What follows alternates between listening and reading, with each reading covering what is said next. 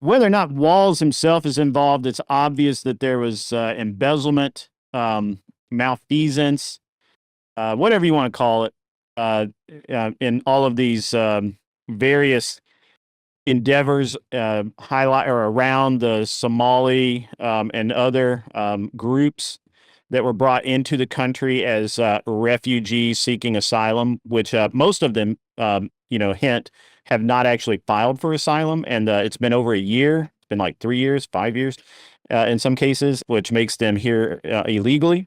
That's just what the law says. It's not my opinion. At any rate, over $1 billion in taxpayer dollars has been misdirected, embezzled, whatever you want to call it. I think that's really bad. And I honestly don't think the cousin fuckers will ever actually fit into American society, and I don't know why Democrats want them here. And with that, I'm going to move on. I'm going to let everybody else speak. I don't know if he's talking about Somalia or Alabama, but we'll find out. I'm sure. Cap, they don't call cousins in Alabama anymore. They gave that up in the 1800s. Did they? Oh, okay. Castle. Cool. Yeah. Hey, everybody. Thanks for having me again, Gibbs. So yeah, I think the discussion around the whole fraud case, I came into it assuming that fraud is actually happening in Minnesota, whether that's Tim Walz's fault or not, or he's up to this is a separate question, which I just don't think we have enough facts yet in this case to really make a judgment call on that. So I'm interested to just really see what the discussion evolves into later today about it. I think that it's definitely a serious problem, and people have been indicted over it and will be criminally charged for it, which is a good thing. But whether or not that's the state's problem and the state government's problem in this wrongdoing is kind of up for debate. So hopefully we can kind of get to a somewhat reasonable conclusion from this, but I'm not hopeful about it. So we'll see. Has anybody ever told you kind of look like a young Jim Cornette? No, is that a good thing or bad thing? Yeah, somebody said that in my chat, and I was like, I've been trying to figure out why you look familiar for months now. And now you got to get a tennis racket. That's what you need. I have one. I can get it right now. There you go. Yeah. Don't hit anything with it. In the sweatband. Yeah. There you go. All right, Liberal Clark, what you got for us? Yeah, so I did research on the feeding our children fraud case. I hope it's the same one that everyone else here is talking about, because when I hear the other side, the MAGA people in this panel and like the MAGA people in my life talk about it, I have no fucking idea where they're getting the shit that they are saying from. So I'm really looking forward to like seeing the evidence that like Tim Walz was a part of this. And from what I understand, most of these people weren't even migrants. Like they're American citizens. They may have immigrated here back in the 90s. So that's what I came up with when I did research. So unless we were like talking about two different things, really looking forward to seeing what the other side has to say. Okay, fantastic. Mr. Coder. Yeah, I'm Ryan, Radical Coder. Pleased to be here. Happy to be reunited with my close friend, Rob Noor. As it turns out, I mean, Liberal Cluck and Tyler, Castle, I think as well, all seem to be right on the money. There was fraud. The people who did the fraud are being charged. There are tons of indictments. There's been several convictions. Fraud is bad. I'm not going to defend anyone doing fraud, but I mean, there's no evidence that, like they mentioned a lot, there's a lot of rhetoric around Tim Walz, Ilhan Omar.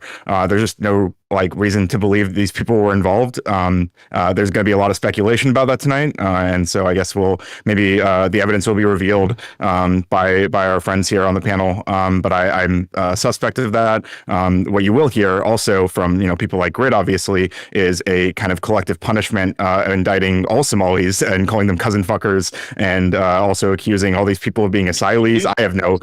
I'm not. Excuse me, Grid. I'm doing my opening statement. I'm not aware of any evidence. I'm not even aware of a breakdown of how many of these people were asylees. I think, like Castle mentioned, or Cluck mentioned, I think a lot of these people are probably immigrants. Most of them were Somalian. Again, that doesn't mean anything about how we handle other people who are Somali. We don't do collective punishment. That's kind of cringe. So yeah, I'm just interested to see what evidence is provided that anyone who hasn't been indicted is involved, and especially with this Justice Department, which is obviously very trigger happy with indictments. We'll see. All right, Mr. Noor. Thank you. Rob Noor. Show is Normal America with Rob Noor. Doing a 24-hour live stream tomorrow. So if anyone wants to join, we'll be taking call-ins. Anyone wants to go, even people like Ryan will be welcome to call in for tomorrow. Yeah, this both Ryans. Yeah. This story, obviously we can get into the nuts and bolts. It's not just the Feeding Our Future. There were a couple other groups that are alleged to use fraud as well. The gist of it is this: there's government money that was given. These organizations set up sort of fake things that they were doing to feed families, to people that were diagnosed with disabilities, autism, and things like that. And it turns out that a lot of this was just fake or straight up fraudulent. I believe there's been 72 people indicted. All but 2 of them are Somali in ancestry. And so that's the nuts and bolts if you're watching and you're wondering what we're talking about. We'll get into specifics about who is responsible, whether or not they're responsible in just a culpable way, in a legal way, what the differences of those will be. I think to give a brief summary right now, I have not personally seen evidence that would be worth indicting Tim Walz, Ilhan Omar, or another person that hasn't been mentioned that it seems very shady is Keith Ellison, former head of the DNC, who was the attorney general there, who's on audio actually working with a lot of these people that would later be indicted, talking about how the organizations there in Minnesota were too aggressively going after Somalians in circa 2020. So a lot of questions to be asked by these people. I think that at least there needs to be a criminal look into this. There needs to be an investigation into whether or not the Walz administration and prominent Democrats there either collaborated, because we know that they were involved in getting money in the form of donations, etc., or that they were the people that whistleblowers have came out and said about Walz, for example, that there were things that they wanted to look into, and basically Tim Walz rebuked them. So I think those things are worth looking into. What I will say is, without being too crude, although I don't mind it at all, I enjoy Grid's crudeness, if I'm quite honest. I think what we see here is 2 things. One, anytime we have mass government spending in these huge policies, they're going to be rife with fraud. I almost look at the Somalians in this case and say, I sympathize with them in this case. They're probably shocked that anyone would ever be indicted for any of this. They're like, how the hell's Nancy Pelosi get away with this shit? But we don't. Maybe a little racism on the part of the Democrats throwing the Somalians under the bus, while the traditional white elitist Democrats are allowed to get away with fraud of these sorts all the time. I don't know. The second thing is, it's just fundamentally true that we need to stop importing people from cultures that don't jive with us. And this story helps prove that. We have an entire community and remake what Minnesota looked like in a way that's very detrimental to our country. And right out of the gate, we could see that one of the things we see in addition to the cultural changes is mass abuse of our generous systems. So stop importing these people, send them back. And whatever we do, stop with these expansive programs that could be taken advantage of without the incredible ability to audit every dollar that's sent out. I'm tired of the American taxpayer and the blue-collar worker, people of all colors and ethnicities being taken advantage of. All right, thank you so much. Mr. Malawi. Yeah, thanks. Ryan Mullally. I run a little show called Natural Law, and of course, am the other half of the hit show Law and Order twice a month. So check that out sometime. Also, the good Ryan, the evil Ryan's made an appearance, but you can't trust him.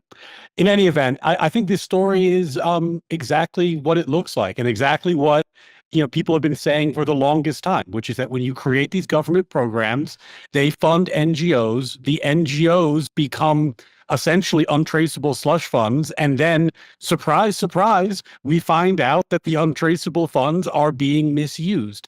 This system was rife for abuse. Everybody knew the COVID funds were rife for abuse, but this particular abuse is shocking because of its scale. $1 billion is a lot.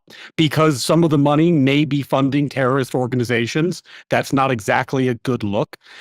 And I agree with Rob. I don't think that I've seen any evidence that would lead to a criminal indictment for Walz or, any senior Democrats in the state in that regard. But I don't like this weird reflexive thing we sometimes do now where we say accountability equals criminal prosecution. Accountability should mean what accountability normally means. You lose the next election because you did a bad job. This is a guy who could have been the vice president of the country, and it turns out he's not too great at running his state. It looks like, and we'll see what the evidence shows over time, but it looks like he made the misguided, perhaps overly empathetic decision that he wasn't going to investigate how this money was being spent because it was during the pandemic years and he felt like it could, rub people the wrong way or be bad optically or run the risk of taking money away from someone who needed it. And because there was not adequate oversight, there was a massive fraud. And the buck stops with you. You're the governor. I think that's more than enough reason to lose an election, and we don't need to charge him criminally for him to be accountable. All right. Thank you so much. Oh, yeah. Before we get into this, let's try to let people finish before we go. I feel like that's always good. And then here, I guess we'll start with this question. Seems to there be a little bit of contention. Is there any actual fraud happening? What evidence is there? Yes, there were convictions. I don't think anybody here is denying the fraud happened. All right. So what evidence is there? Tyler, you seem to be pretty excited about it. Go ahead. Why don't you start? As the walking, talking, extremely boring version of Wikipedia, yes, there has been a bunch of fraud going on since 2019. We have multiple allegations of whistleblowers inside of the Walz administration and the state government saying that they were warning about these red flags as early as 2019. Walz was shutting them down, working with these groups, and also the House Oversight Committee verified that he received funding right after the grants were given to one of the major groups that was doing this fraud as well. So there are reasonable ties to assume something's going on. Plus, we all see, like, with the Inflation Reduction Act and how Stacey Abrams' brand new super PAC got $20 billion basically to pay off out of work Democrat staffers, that this is a tactic that they like to do. Give out some money, get a little bit back. So I think, reasonable to speculate there is something greater to look at here. We just don't have it yet. My question to you would be, just to make this easy, there's been 50 plus convictions. So it's not like this is like is there fraud scenario. There's been many people who are in jail right now because of the fraud. So there's no question there was a ton of fraud. Well, they're like 7. Yeah, I agree. And also the investigations and the indictments and all this stuff has been going on since like 2021. Like this was when they 2020 started investigating all this stuff. 2020, excuse me. So that's when the DOE starting to tightening its regulations around the feeding our future. I guess the question is how widespread it is, I guess. And then here's the second thing. So what should be done? There seems to be some consistency. I've even heard denaturalizing people. How far should we go? Well, hold on. I want to go back to something that Tyler said. Can we do that real quick? Sure. Go ahead. Tyler, so you said that there's been multiple allegations of Tim Walz just like ignoring, and I've heard you didn't say this, but I've heard that he was punishing people for whistleblowing. Is that something you agree with? Is that something that you've heard too? We don't have the facts yet. That's what's being alleged right now. Yeah. Okay. And besides that one Twitter account, do you know of anyone else that has alleged that? The Oversight Committee in the House has also alleged this as well. The federal House? What were they basing that off of? Do you know?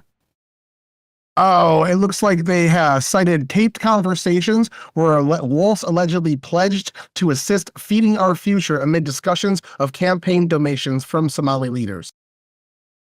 But that's different than punishing whistleblowers and ignoring allegation. Yeah, that's just him supporting. That's just him supporting feeding our future, and this could be at a time where he doesn't. That specifically quid pro quo. That specifically came from the text yet. We don't have validation that the texts are true yet. These are whistleblowers that they're being investigated right now. So, well, and to be clear, the House is opening an investigation. They didn't conclude their investigation, right? So I think we're all being pretty measured. We're saying we don't know for sure what Tim Walz did or didn't do. Okay. At present, there is not evidence worthy of an indictment. That could, of course, change because this is getting a lot of attention and new facts could come out in the future. But I don't think Hopefully that's not controversial. I do appreciate your innocent until proven guilty stance, but I feel like that you would say Trump was guilty of something on January 6th, despite the fact that he hasn't been charged or convicted of anything. Well, I would say it would be much. Well, he was charged. He was indicted. The federal government did indict Trump for January 6th. But he became president. Where was that indictment? But anyway, wait, why aren't we doing whataboutism already? We're supposed to be ones whataboutisming Trump. You're making it up. Well, no, I'm not making shit. I'm not making shit up. I asked a question. That's the only thing I've done so far. I'm impeaching your credibility like a defense attorney would do to a witness. That's You literally just said that Trump the scheme. indicted for January 6th, and he was indicted for the electric scheme. Yes. For defrauding the American people. That is what his indictment was for. Yes. No conviction, baby. Because he became president. All right. No, let's go to Rob. Let's go to Rob. Get us off January 6th to the left. Okay, Go ahead. just a little more clarity. First, I second what Ryan said in his opening statement. Not everything that is bad rises to the level of criminality. There could be things that are bad enough that we say, we don't want you anywhere near that. For example, you could just be grossly incompetent and allow mass embezzlement, and that's still worthy of impugning you and worthy of investigating, particularly when some of the people that were criminal were donating to you, and there are allegations from whistleblowers saying, look, we warned this guy. To be clear, though, there's not evidence enough to indict right now. And in fact, unless there's been an update on this, according to the official House Oversight Committee's website, Tim Walz and Keith Ellison, they've requested testimony and a bunch of documents from them, and they have until December 17th to respond. So this is literally just the opening stages of investigating. And so obviously at the beginning of an investigation, you're very likely to not have evidence to rise to the level of conviction, but there's certainly a lot of smoke here. And as commentators, I think Tyler makes a good point that, and even me, I would be willing to criticize Trump or Republicans if it looks like there's smoke to say, look, I can't prove criminality, but my goodness, this looks really bad. This warrants an investigation. And that's the point where I think most of us on the right are on this panel right now. It looks really bad with Tim Walz. Will it ever rise to the level of criminality? We'll see. But this certainly happened under his watch. There were warning signs available, and Tim Walz did nothing, and in fact benefited from the very groups that were engaged. It's not true that Tim Walz did nothing, though. It's just not true. What did he do? I'm sorry, what? Yeah, so He okay, go ahead. One the view FBI at a involved in time. this. Yeah, let's go to Coder. Coder, go ahead. Yeah, Tim Walz helped get the FBI on top of all this. So I mean, let's say he did nothing. Why would he be cooperating? Yes, he did. Why would he be cooperating with the FBI if he was involved? That would be a very silly thing to do. Where do you find that Tim Walz put the FBI on anything? Greg, when did the FBI start their investigation? Greg, there's nothing wrong, and that's why they're right now looking at him. That's why his records are being reviewed, because he didn't say to the FBI, hey, go look at this. He said, no, there's nothing going on here. You just made that shit up. Again, stop making shit up. No. Yes, I'm making shit up. I'm not making shit up, but you are right now when you say that he said there's nothing going on here. I'm not aware of any quote like that regarding this. But when it did start to come out that there was stuff going on, or when it started to look like there was really smoke there, Tim Walz cooperated with the FBI and helped get these people. It wasn't just cooperating specifically. It wasn't just cooperating with the FBI. He was giving them information, right? Yeah, hold on. So I got a timeline. I was trying to find it. You used to have like a message thing in these video chat where I can post things. I got a timeline for you. July 2019. Posted the group chat. Whistleblowers raise alarms, but election is delayed due to concerns over political backlash. Okay. So another one for you. The Feeding Our Future scheme begins siphoning funds with initial theft, estimate $250 million for meals. Walz does nothing. December does nothing. December 2020, Department of Education. December 2020, Department of Education was refusing renewals to Feeding Our Future. In March 2021, they stopped funding 21 other nonprofits working with Feeding Our Future. State judge forced the department to resume funding in April 2021. So they had already stopped the funding to these people as early as 2020. He was according to you first reported in 2019. I'm sure they're not going to just stop funding to a somebody that they think is helping a bunch of poor people immediately. I can post it. I just need to know where to post it at. Just post it in the group. Walz and Omar's Walz and Omar's staff both ignored the warnings to dodge racism smears. Literally. Well, no, that's not true. What happened was there was a lawsuit filed, of discrimination lawsuit, which did impede the process of the investigation. But once that was settled, everything continued.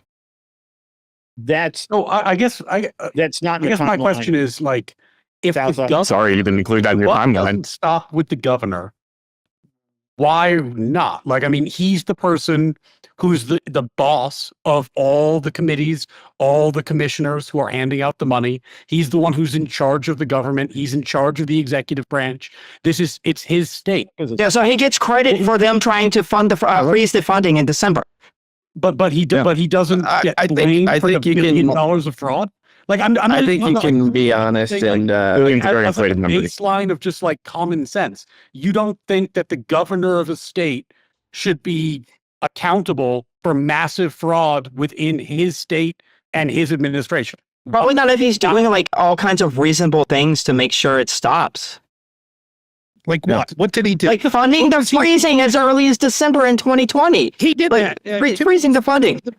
Tim Walz personally had a hand in the Minnesota Department of Education that temporarily froze funds. Okay, so if you're going to what this guy Ryan just said was that he is responsible for all the agencies that's under Tim Walz. The buck stops at Tim Walz. So he also gets credit for the things that they do that's good. Like that's just consistency. That's not true, right? What we would say is this specifically is that investigators under someone could do something and then fail in court because there wasn't sufficient materials given to them, support for them, that they would be able to do this. What we have is the following. One, your idea that they cooperated with the FBI, particularly that Ryan said, is laughable. Sure, once the FBI starts kicking doors and Tim Walz goes, okay, I'll be happy to help you now. That's right. Him being proactive in stopping fraud as it's occurring. Second, even if we take your timeline that you gave that said that in 2021 and about July that they froze funding, remember, that's only about, 6 months before the FBI would eventually kick in doors, right? And what we see is this fraud was started back as early as 2019.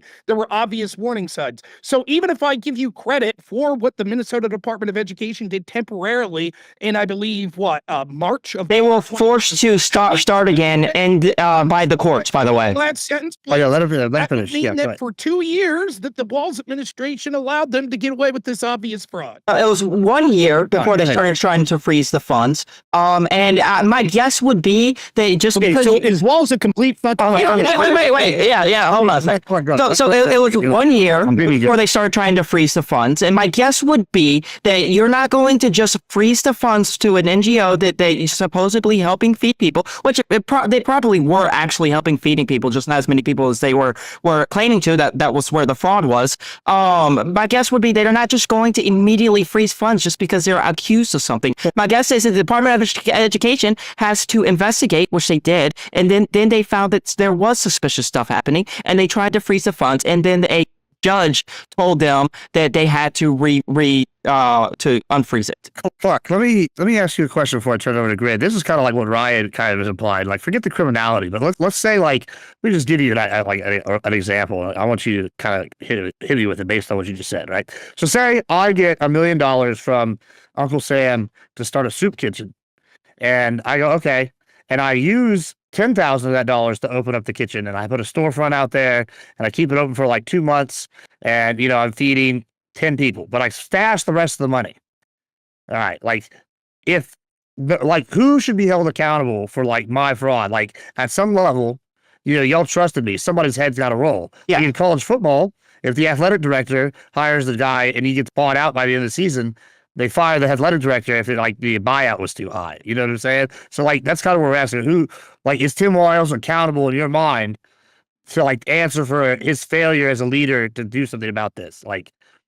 Or recognize this as the person responsible would be you, and if the administration that you are working under knew about it, and we had proof that they knew about it, and they let you continue, then I would say it was the administration. But we don't have proof of any of this from the Walz administration. We do have proof. May I really? Exactly. May I? Well, see it here. Fine. Now let's ask right. this question real quick. Let's assume this is true, that Tim Walz was trying his damnedest as early as 2020. He was like, there's something suspicious. These people are doing fraud. That's your argument. And they tried to freeze the funding, but then a judge overruled them.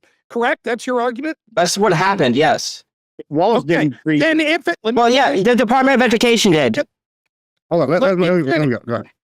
Underwall. Okay, if that's true, then what this is from the actual chairman on oversight committee, right? That's launching an investigation into Walz from December 3rd, 2025. This is what they say in their official communication. Quote, this woeful oversight of remittances is concerning, especially given that since 2014, including under your leadership since 2019, oversight of remittance payments has been the purview of the state. Quote, you were caught on tape pledging to help feeding our future fraudsters in a conversation that also included discussion of campaign donations from Somali community leaders to secure your donor base. And only days later, you and your son accepted contributions to your campaigns from individuals in this meeting. Based on these reports, the committee is concerned you were negligent in the handling of these tax dollars. Now, that tape is allegedly from 2022. If it's true that Tim Walz suspected these people of fraud, so much so that he was trying to stop funding from them but was hamstrung by the courts, why is he meeting with them, pledging to help them after this, and accepting campaign donations? Wait, how could that be before? Wait, if he's on tape with them talking about funding Feeding Our Future, how could that be before if they were using Feeding Our Future for the fraud? He's talking about helping out the people from these communities and from those organizations that were on tape after the initial freezing of the funds. What do you mean? The funds were Wait, this tape is from after? I thought Yeah, the tape that Tyler referenced earlier was from before. what are you talking- 2022. 2022 is allegedly on tape. Okay, I'm sorry. Maybe I misunderstood. Now, I haven't heard this tape. This could be bullshit. But if that's true, I'm just coming this out because as this investigation is ongoing, if the House is saying we heard this tape, they're probably eventually going to provide the transcript of some tape. And at that point, would you two be willing to say, oh, clearly, if after he suspected them of fraud, he was sitting in a meeting with them, pledging to help them after that, then clearly he's complicit. Will you go that? Well, I would say if that evidence comes out, that you would accept that it's evidence that he was complicit. I would say it depends on what's being said in the tape, first of all. But I'm open to it. I'm okay if it turns out that like Waltz or Ilhan Omar or any of these people were actually involved in this. Then like charge them, whatever. Like we'll see what happens. We'll see where the evidence falls, right? But like if the tape is just like Tim saying, hey, we're going to continue funding these or giving these funds to make sure that these children are fed, that's not a bad thing, right? And even if there is suspicion of fraud going on, it wouldn't mean that, we're not going to release any funds for any people who are involved, who are benefiting from this program. It would just require the investigation to continue. Yeah. We can see it. Okay. I'm going to do a fact check real quickly. The funds that were frozen in 2022 in March, it was because the IRS noticed in an audit that the nonprofit status was not filed for by the group feeding kids, stealing money from kids. They did not file for a nonprofit. Waltz didn't stop that money. So that was why that money was stopped by the Department of Education, is because they were no longer able to take that money. It was the IRS that actually did the investigation itself. So it came from the federal government. And just like one more just point of clarification because of things that were said earlier. The judge, at least according to the judge's statement, I haven't read the docket, but the judge in that case, after Walz lambasted and issued a statement and explained that he did not actually order the government to resume payments. What happened was he had sanctioned the government because they failed to process the applications. And if you do any reading between the lines, what that meant is the Walz administration didn't want to shut down the program because that's bad PR. They didn't want to deny the applications because that's bad PR. So they were just pocket vetoing them. And the judge said, you can't pocket veto them. You have to actually make a determination that you're not processing these for payment because of the fraud. You have to sack up and say, no, we're not doing this. That's what happened in the court. It wasn't like the judge was like, yes, there's fraud, but you must continue paying them. That's not what happened in the court. All right. So hold on. So Waltz, while he personally, as far as we know, really didn't pose himself in the actual trial. However, according to the Minnesota, I want to make sure I got to make sure I get this right because I don't want, the United States Department of Justice, according to their press release, four people were indicted for attempting to bribe jurors with literal bags of cash, $100,000 or more in each bag. They approached jurors to bribe them. And this is the type of thing that is going on there. That's a type of criminality that's going on there. Now, I'm not saying that Walz himself knew about this, but it's his actions as governor that fostered this environment to where it could be abused. And now the reason that Walz is being investigated this heavily right now is because what's coming forward is because these trials are moving forward and evidence is being introduced. What's happening now is that there are now pictures of him with these people and text messages with these various people, these various criminals committing criminal acts.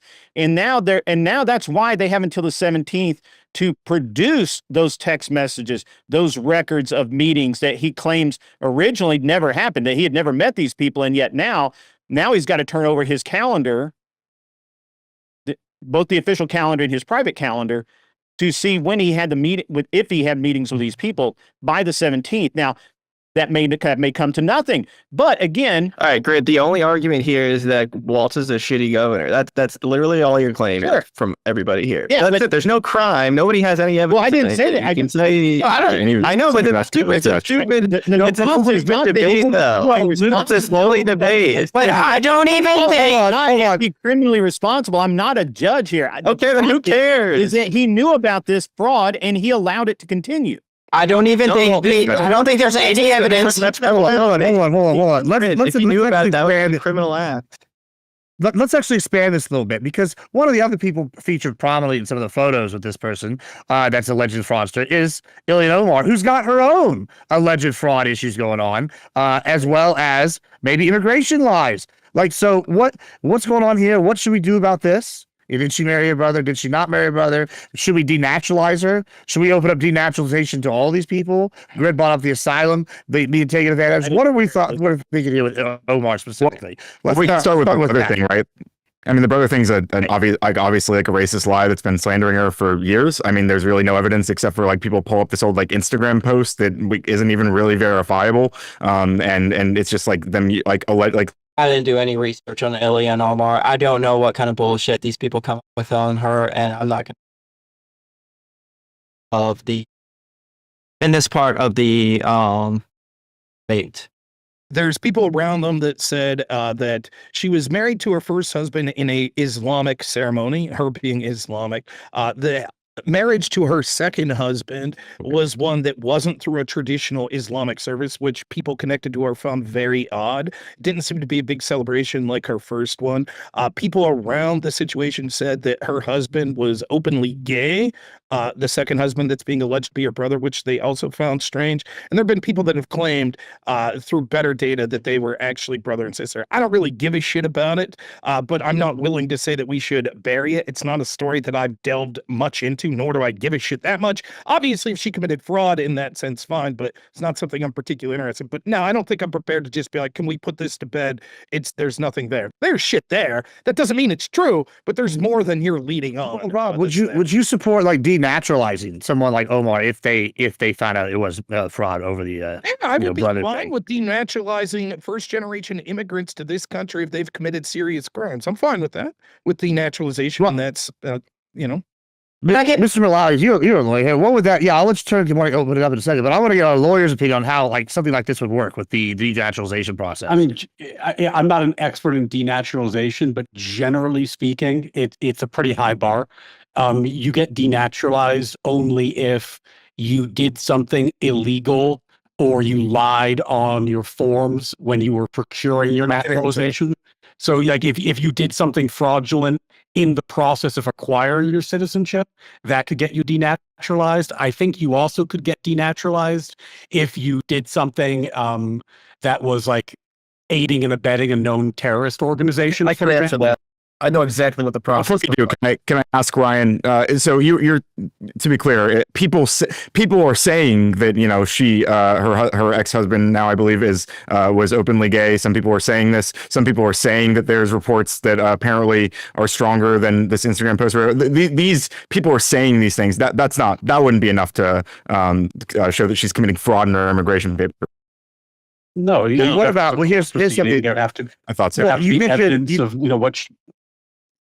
Well, you mentioned the terrorist organization aspect, right? And there's alleged aspects to this fraud thing where maybe with the terrorist organization. But we have on record the foreign minister in Somalia saying that Ilhan Omar is not working for the United States; she's working for his people. And some statements from her saying that. Would that be almost grounds to So let me be clear. There's two different questions here. There is currently under the legal system what is grounds for denaturalization, Right? And there's what ought to be. Should we change the Yes. law? I have no problem with the changing of law to say that first generation immigrants, which I don't even think Ilhan Omar necessarily would qualify. I'd have to look into this, but I believe she came as a child, right? She may be considered, I don't know, but here's the thing, right? If there's a crime that's heinous enough or something like that, fine. Regardless if the law allows for it or not, I'm for the denaturalization for first generation immigrants. However, that would be very difficult for even me, who wants to see mass deportations, to believe that should be the case for a second generation immigrant. The truth is we have a legal system for a reason, and we have punishments up to and including jail time that don't necessarily mean that denaturalization needs to be something that's a punishment on the table. So if someone is an immigrant, they do something shitty, am I okay with the hell with them, send it back? Yes. But if they are the child of an immigrant who was born here and right now is deemed an American citizen, no, I don't think that we could just willy-nilly say no matter what heinous of a crime they did, send them back. Throw their ass in jail? Sure. So I don't know. I hope that answers the question. And just to speak real quick, Coder's saying here, no one is again, once more, I am not suggesting that she be deported because she married her brother right now, because I have 100% proof. I'm merely making the point that your dismissal of there's no evidence. There's evidence, but it certainly doesn't rise to the bar that I would accept it if I was on a jury to say that this is guilty unless there's more out there. I'm just saying that you're downplaying. There. I would just say that evidence is pretty much all hearsay, but go ahead, Tyler. The denaturalization process, I'll just give you a quick rundown real fast. What happens is the holy authority cuts your hair, and you have to walk down the streets of King's Landing butt naked while someone with a bell behind you yells, shame. Shame. Yeah. Can I get that? Yeah. So I didn't do any research on Ilhan Omar and marrying her brother, but I would like from Tyler, you said that Walt's what did you say about something about 2022? They froze the funds because of the IRS. Could you send that to me so I can read it? And Thor, could you send me the where you got the information on the tape of Walt's saying, "I'm going to help funding our future or feeding our future"? In 2022. Oversight. Yeah, it's the oversight. So it's from the December 3rd, 2025 December 3rd. House oversight letter. I could put it up. I can, but then I got to close my windows. No, I can find it probably. I'm sure. Okay. Well, real quick. No one Go said ahead. anything in our little Discord window that they would be upset if it pops up my screen, right? Because for me to close my window, that's going to pop up and all that good shit. You guys don't mind that? We didn't have There's pictures of me naked smoking crack, actually. Yes, I don't think that was going on. So, all right. But if you can't find that, let me know. But I also have let's- another so- type. Go ahead. yeah, so Greg, you brought up the you don't like the asylum system here. It seems like there's a lot of fraud going on with this group of people. What would you prescribe to this situation? Do you want to kick everybody out that's a Somalian? Oh, I just think that if they're going to come here, they should follow the law. And what we actually, these investigations are showing is that they came here as an asylum seeker, and the law is really clear that they have a 1 year to file for asylum. If they don't do that, then they're here illegally. And apparently, there's a large percentage of these Somalis who have been given extensions, which, by the way, don't legally exist. That's not in the code. But they've been given these extensions so that they have not yet actually filed for asylum. But to be clear, you're not referring to Somalians who are not involved in this fraud case. You're just extending to I don't know. When you're I talking about just, immigration. I'm just looking at the percentage of Somalis. I mean, I don't know how many of them are involved in the fraud. Most of the people that were involved in a fraud, About 70. most of the people that were involved in a fraud are American citizens. Also, fun fact: the ringleader, the founder of Feeding Our Future, is a white American woman, and that never gets mentioned for some reason. No, that's not true. In fact, they named the case after it's Amy Bach. When did it get mentioned in this discussion before I did? Well, that because When I said, Because when I, okay, go ahead. Go would ahead. you like me to answer? Yes, yes. When I said my opening statement that of the people convicted, all but 2 were Somalians, that would imply that 2 of them weren't Somalian. Sure, but nobody has mentioned that the founder, the ringleader, was a white American woman. But yeah, of course, it's irrelevant to the conversation for people who just want to attack Somalians. But you know, that's neither here nor there. I'm about people who have not yet been convicted, and the ones that have met with Waltz. Her name has not come up in Waltz's phone records, but all of these other names have. Therefore, her name is irrelevant to this conversation, other than you wanting to throw white people in there to make. Yeah, she's a Jew. Wait, Oh, she's Jewish. She's Jewish. Never mind. I'm taking all that. Ask why isn't important.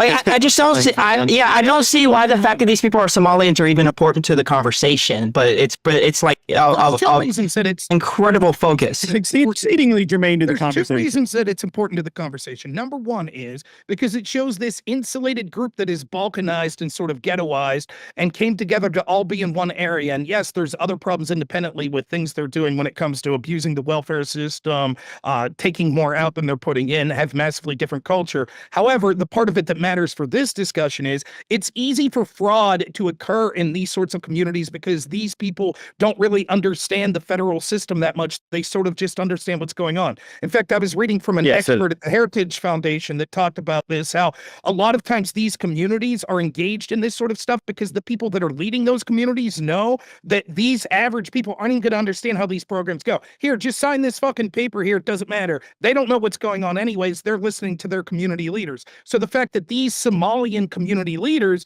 were engaged with this fraud is something that happened exclusively because they're Somalian. The other reason that this would matter is there are allegations that one of the reasons that the Walls administration and Keith Ellison and company didn't act sooner was because they were both simultaneously afraid of being called racist and that they wanted to pander to the Somalians in that state. And they were afraid that if they aggressively went after Somalian community leaders, that they would lose their re-election. So for both of those reasons, the fact they're Somalian matters. And we can. So the point one that Okay, just to clarify something on my own saying, is this separate from the autism thing? The autism. So there's 3 different organizations that were involved, I believe, and one of them was involving autistic children. And like Rob said, I will agree with him here. Like there were people who were being victimized, right? People were being taken advantage of, who had like autistic children, and these people, you know, they claimed to be helping them, and they were using their name to enrich themselves. And those people are facing charges and being convicted. So the system seems to be working like appropriately. These are, but I just wanted to say to Rob that there's one thing about the first point you made that I guess I don't want to say take issue with, but I think you can claim that immigrant communities, and it's not just Somalians, do this a lot. There are Hispanics who have taken, you know, advantage of Medicaid fraud in South Texas that I've read about. Ukrainians, Russians in New York who do the same thing. They get, they commit fraud all the time. I think the reason why this whole Somalian debate is more interesting is because Trump has gone after them specifically, and you haven't heard about other communities that are more pro-Trump being talked about in this way that have committed fraud in the past before. So I think that's where. I'll accept this if you could tell me which mass migrant community is more pro-Trump. Hispanics are very pro-Trump in Miami. Recent Hispanic immigrants, ones that have just came. You think they're pro-Trump? Wait, why do they have to be recent though? Wait, these people weren't recent. Wait, these people weren't recent. Yeah, you added that after the fact. Let me explain. Also true. What I'm saying is someone that's like 4th generation Hispanic that's upset about mass illegal immigration. I don't think these are the people that are traditionally balkanizing and committing fraud.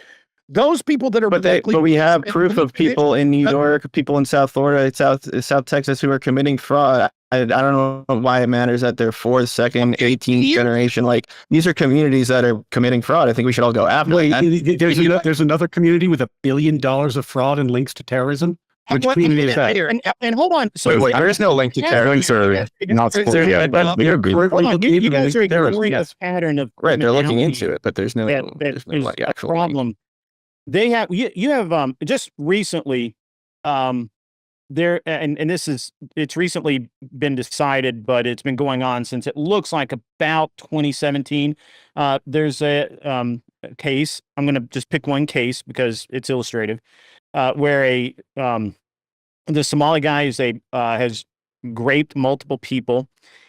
He was let go with time served because his religious leader wrote a letter to the judge that he just didn't understand American customs and hadn't acclimated yet, and he just didn't understand that it was wrong to harm these women. And the judge released him with time served. And it's because of actions like that by our legal system favoring, which I believe goes to Rob's point of nobody wants to piss these guys off. They're pandering to them. What's the name of the guy you're referencing? Abdemahat Billy Muhammad, 28, was charged by complaint. And this is coming from the Office of Public Affairs, U.S. Department of Justice. So Was he charged or convicted? Fred, Yeah. you're He's saying a charged small federally group of people, a small group of people with like minds in the United States banded together for political power and got some political sway. You're telling me the system's working as it should, right? Also, I want to go back to what Castle said here for a minute, right? When I take what you and it seemed that you agreed with Radical Cola there somewhat that talked about immigrant communities being taken advantage of. Can you explain how that works real quick? Either of you want to explain how that works? Like what is it uniquely about immigrant communities that allow people to take advantage of them? Give me some of the characteristics that would allow it. Well, I don't know if I said, go for it, right? Yeah, I mean, one thing could be limited English, for example. Now, do you think the people that have limited English that are Hispanic are Trump voters? A surprising amount, probably, yeah. But I don't know the numbers off the top of my head. When we talk about naturalized Hispanic citizens that tended to slightly go for Trump, I think what you'll see is a lot of those people are people that are more interested in assimilating. Particularly, we're going to see that groups that are rife with taking government money and like money that's coming through these NGOs, probably these groups that are engaged in this fraud, even if they're Hispanic or any other ethnicity, probably aren't the biggest Trump supporters, right? Because the What's your numbers on this, or are you just riffing? Well, I think that it makes sense intuitively. One, if they're being, I mean, again, we know the old game. So much of dealing with liberals is them pretending to not know things, thus making discourse impossible. Is anyone here other than Radical Coder going to reasonably disagree that if you are an NGO that's engaged in fraud, that's reliant on mass amounts of government money being sent your way for these programs, that you would be more likely en masse to support the guy who's promising to stop the funding to the NGOs?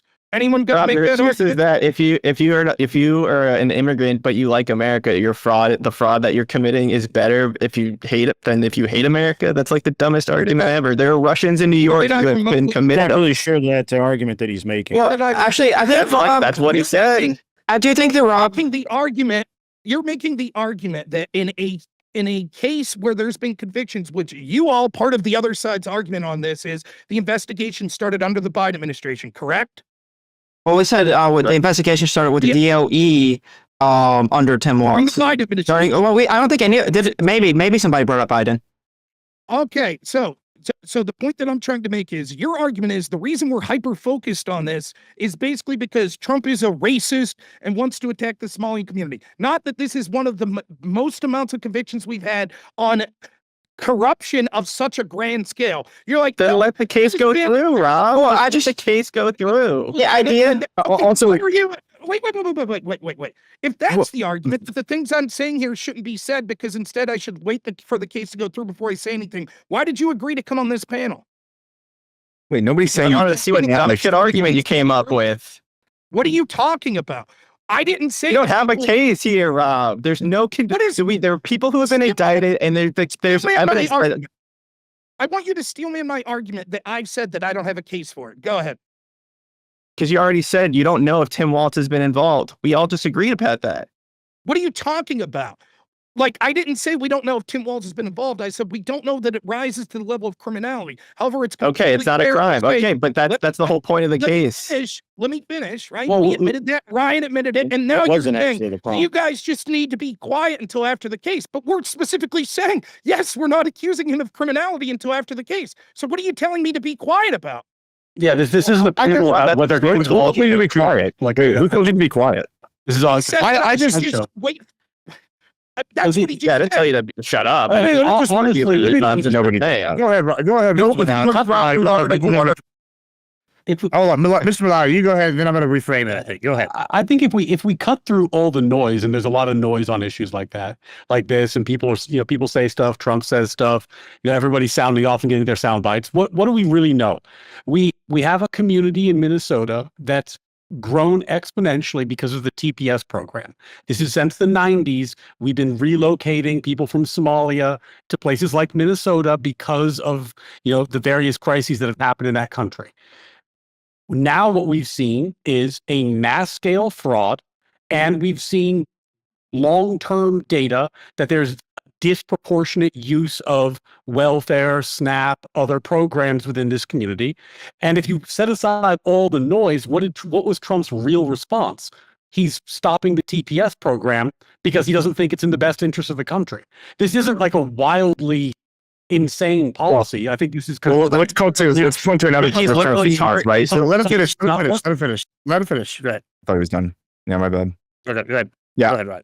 So I just want to point to another part of Trump's response to all this, which is to talk about Ilhan Omar alleging, again, with as much evidence as Rob has here, alleging that she married her brother, talking about how her turban and then having his crowd. I'm sorry, can I finish? Because Trump is bringing it up. The president of the United States is bringing it up. And that's why I'm referencing it right now. So, and that's what I'm talking about. So Trump mentioned the brother thing, talks about her wearing a turban, and talks about how she needs to be sent back, and has his whole crowd at his rally just a few days ago chanting, "Send her back," which is pretty concerning. So I don't have a. so no response to the Yeah, I want to respond to Ryan. Ryan, you're more attacking compassion-based immigration, more saying, and essentially without saying that merit-based immigration would be a better way to go. Compassion-based immigration is why we brought them in. It's more just left-wing versus right-wing policy preferences. And I can make that argument if we want to go that route with the panel, because at the end of the day, the things that we're saying about this group of people, there's another group of people within the United States that since the founding have received adversity. They're one of the most persecuted people in the world. And a major accusation is they have dual loyalty to another religious group, and it's the Catholics. The papists. Benjamin Franklin did not want those filthy papists in our country, and there was a massive movement to keep them out because of these giant monolithic arguments that we're making. I think that we need to do compassionate-based immigration, at least to some degree, because a lot of these Somalis are victims, even if they are on welfare slightly more often. I also just don't think that I just don't think that being Somali just makes you more prone to committing fraud. I don't see the evidence. It's just like this one case. Most of them are from Somali descent, but they've also been in America. Because that was, you don't see the evidence because that wasn't the argument. The argument was that this fraud has shed a light on this community, and that the data from this community shows a wildly disproportionate drain on state resources, on government funds, on enrollment in welfare programs, enrollment in SNAP programs, etc. And the question that begs is it in the United States' best interest to continue programs that incentivizes the immigration of Somalis into the country going forward? President Trump's answer was no. We should stop doing that, at least in part, while we figure out what's going on. Why? Because the people receiving the welfare weren't the ones committing the fraud. The people receiving the welfare weren't the ones committing the fraud. But the people receiving the welfare were the ones committing the I'm fraud. conflating issues. If I think that was a direct response to what he said.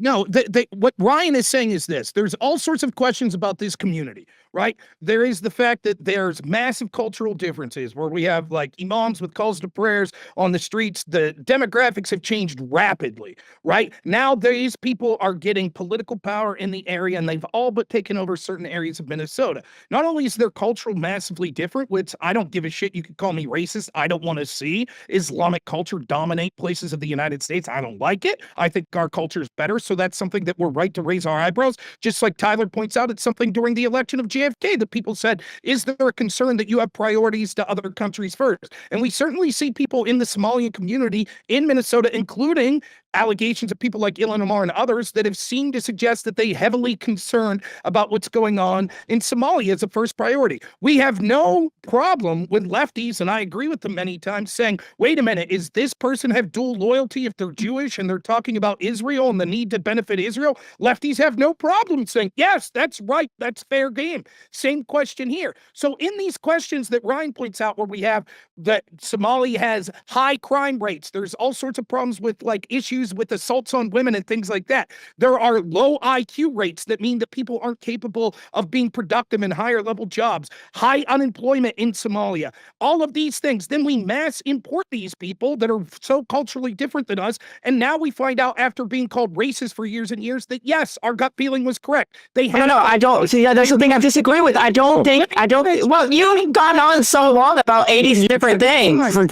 Like, I'll finish because you keep conflating the issue. So we see that actually these people, unlike we were told we were racist for noticing, are using welfare far more than average Americans. On top of all of this, now we see this criminality that's occurring in the Somalian community, and people like you that I assume you hate white people and hate U.S. Oh, citizens. yeah, hate white people. Hate them so much. Fuck U.S. citizens.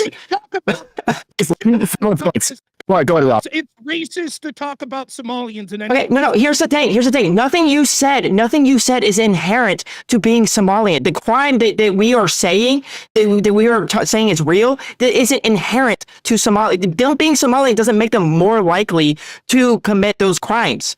It was a white woman, American, that ring-led all of this. It was there anything about that woman being white that made her more likely to be a ringleader? Punishment. What's the collective punishment? Just say it, Rob. All right, hold on. Shut up. Let me finish the point, Gibbs. I'm willing to shut up. Yeah, make a few more points. If you could tell me one time that me or Ryan or Tyler, and I don't think Grid said this either, have said being Somalian makes you more likely to commit fraud like this. That's definitely what you're heavily, and Carly, if you didn't say it straight out, you're heavily insinuating it right now with that entire spew you just did. Bullshit. You're making. You also So why does claims about Somalia. it matter about this fraud case? Why does them being Somalian matter at all? Hold on. Well, okay, all right. Well, I'm gonna go to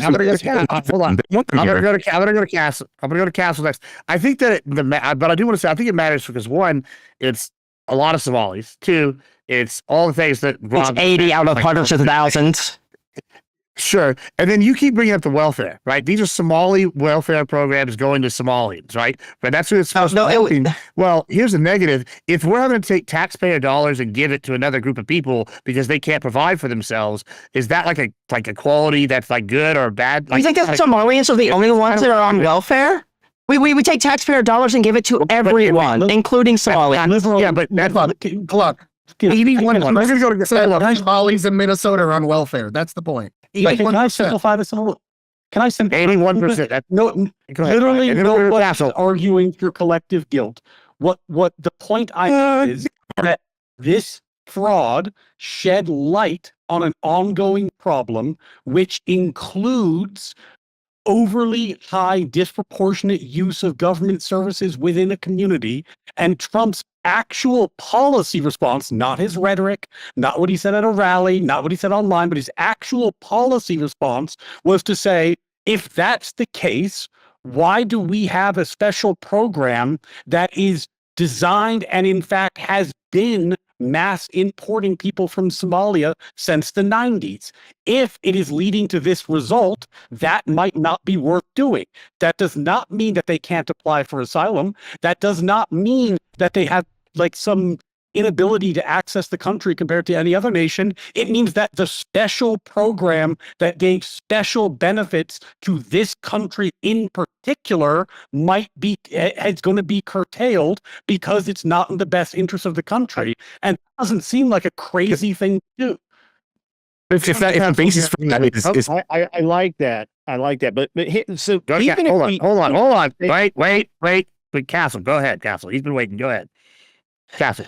Thanks, guys. Yeah. So I just wanted to say one thing to Ryan too, is that I think the one good point you did make up was that the amount of fraud in this case was $1 billion. That's the most fraud I think that you can point to from an immigrant group that really raises eyebrows. And it's valid to say that, we don't have any instance of any other immigrant group raising to that level. Where I took issue with that point, and then I think also to Rob's point, was that it's clearly targeted, and at least from the rhetoric from some of the people on this panel, that people feel like Somalians need to be addressed in terms of whether they should be allowed to stay in the United States or not. Now, in Florida, and I mentioned this before, there are large parts of Miami that are 80% Cuban, Venezuelan. Somalians make up 1% of the population in Minnesota. They're about 10%, or not even 10% in Minneapolis. So they're a very small part of the state itself. And I think there are other parts of the country, and there are other large cities, whether it's New York, Miami, Dallas, wherever you name it, where there are larger parts of the immigrant community that actually take over these cities. There's no Islamification of a majority white state and city right now going on either, but there's no issue with them because they're either Catholic, they're people that support Trump. And that's why my point earlier is like, there's fraud going on here too. There's welfare fraud going on, Medicaid fraud, healthcare insurance fraud. So there are things that are going on that I don't think are being addressed, either because it's certain demographics that we don't take issue with because of this color of their skin, their religion, whatever it is. And I think that's a big reason why Trump is targeting them more than others. That's my only point. Would it make you feel better if I told you that, like, if we had a special program that let people from my home country of Ireland into the nation, and it turns out that what the Irish we do that. are doing, we do that with Cubans and Venezuelans. Let me finish the point. You were just talking. What they were doing with that special program was, by and large, taking advantage of the welfare system and being linked to $1 billion fraud, that I would think shutting down the special program that gives the country special benefits that no other country receives. That's not what feeding response. But feeding our future wasn't that. But then you're talking about taking the Somalians themselves and kicking them out. No. Feeding our future was not a special program just for Somalians. So wait, no.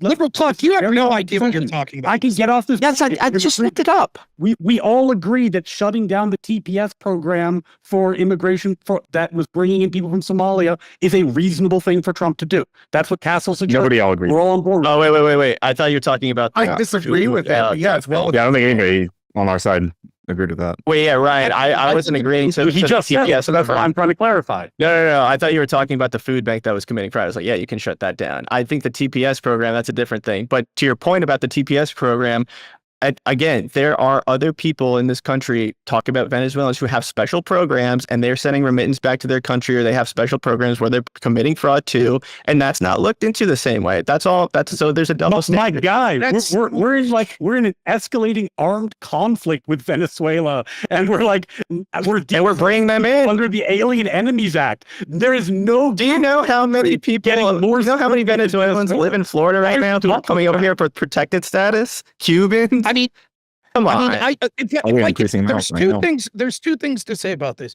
First thing is, what we're saying, and what Liberal Cluck's not understanding here, right, that goes along with this, is there is a hyper focus on Somalian community for various reasons. One, the program that Ryan's talking about, that they get special status to come in. Second, because their culture is vastly different. Ryan, what's the name of the exact program that allows the Somalians to come over? It's called TPS. Yes, yeah, it's a very protected status. It started in the 90s because of the various famines in Somalia. So when you hear Liberal Cluck say that's not what feeding our future was, No. I will fully admit that I was misunderstood. I missed that part of the conversation, and I apologize. Okay, so what we're saying is there's this hyper focus on Somalians because, yes, they are vastly different culturally. It would be less of an issue if there were cultures coming in that were very similar. For example, if there were groups of Canadians that were balkanizing in cities, we would say Yeah, their culture is very similar to ours. We don't really see a difference. That doesn't make you racist to notice that there are things like people that are into Islam a lot and from cultures where crime is one of the top 25 worst crime countries in the world, where the average IQ of a Somalian, I think 68. That means that the average IQ of a Somalian this is the average, would qualify for mental retardation. What I don't understand, Rob, I just don't understand why this is relevant in the context of this fraud case that we're talking about. It's relevant because it is collective guilt. It is about collective guilt. And they keep admitting it and then pretending, and then they kind of shimmy and pretend they're not. Let me just say something right now, because Ryan. Can you let Rob answer? And then Tyler's had his hand up for a while. Hold on. All right. Rob, finish, and then we're gonna go to Tyler, and then we'll go over back to y'all. Go ahead. The reasons it's relevant. Yeah, Rob, finish telling us about racing IQ. The reason it's relevant is because your side said you're only focused on this because of collective guilt against Somalians. And we're explaining, no, there are two issues. There are reasons to look at the Somali community, but the reason we're focused on this criminal case is because the massive scale of this criminal case and the convictions. That still doesn't answer my question. That's still not an answer. That still has nothing to do with the people that they're like the TPS thing. None of those people who are like literally, I don't even know if any of these people came through TPS. And also, why would shutting this down have anything to do with that? That's what we're trying to ask. Prove that the only reason we're focused on this is because they're Somalians. But you're talking about the victims of this, the people that were here. For any reasons why it's good to focus on them for being Somalians. So wait. Proof. Rob, I can explain it to you, Tyler. I can explain it to you right now, Rob. Because they're Somalians. Go ahead.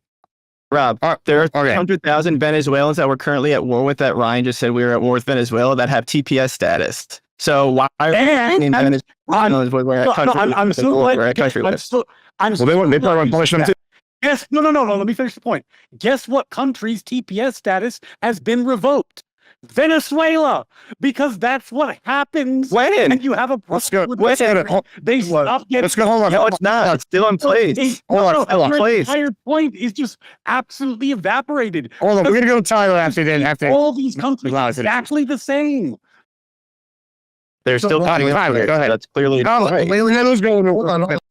They can still come over other ways, but the GPS status was revoked, and then Christy Nome at the SCOTUS level won the case to be able to deport 500,000 people that were brought in from Biden's potentially illegal visa plan. Anyways, that's to clear that up. You can't just make shit up. Yeah, Trump clearly is doing this because of merit-based immigration. This is 100% compassion-based immigration. The thing he ran against in his first term, ran against in his second term, and put all sorts of legislation and executive policy in place to shift toward merit-based immigration. We're weaponizing stupidity or making the racism in the gaps is the argument being used right now as tea leaf reading. We know why he's doing this. He's ran on it. I would just take his word for it until you have proof of something else. But 92, and that's it. 92,000.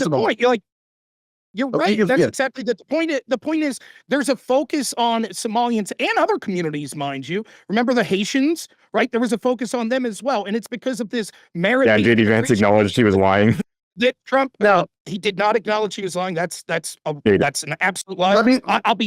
I'll be happy to talk about this in a second. However, what we're saying is Trump has this overarching argument about we're bringing in people from basically shithole countries. In other words, what he's saying is people that are a net drain on the system.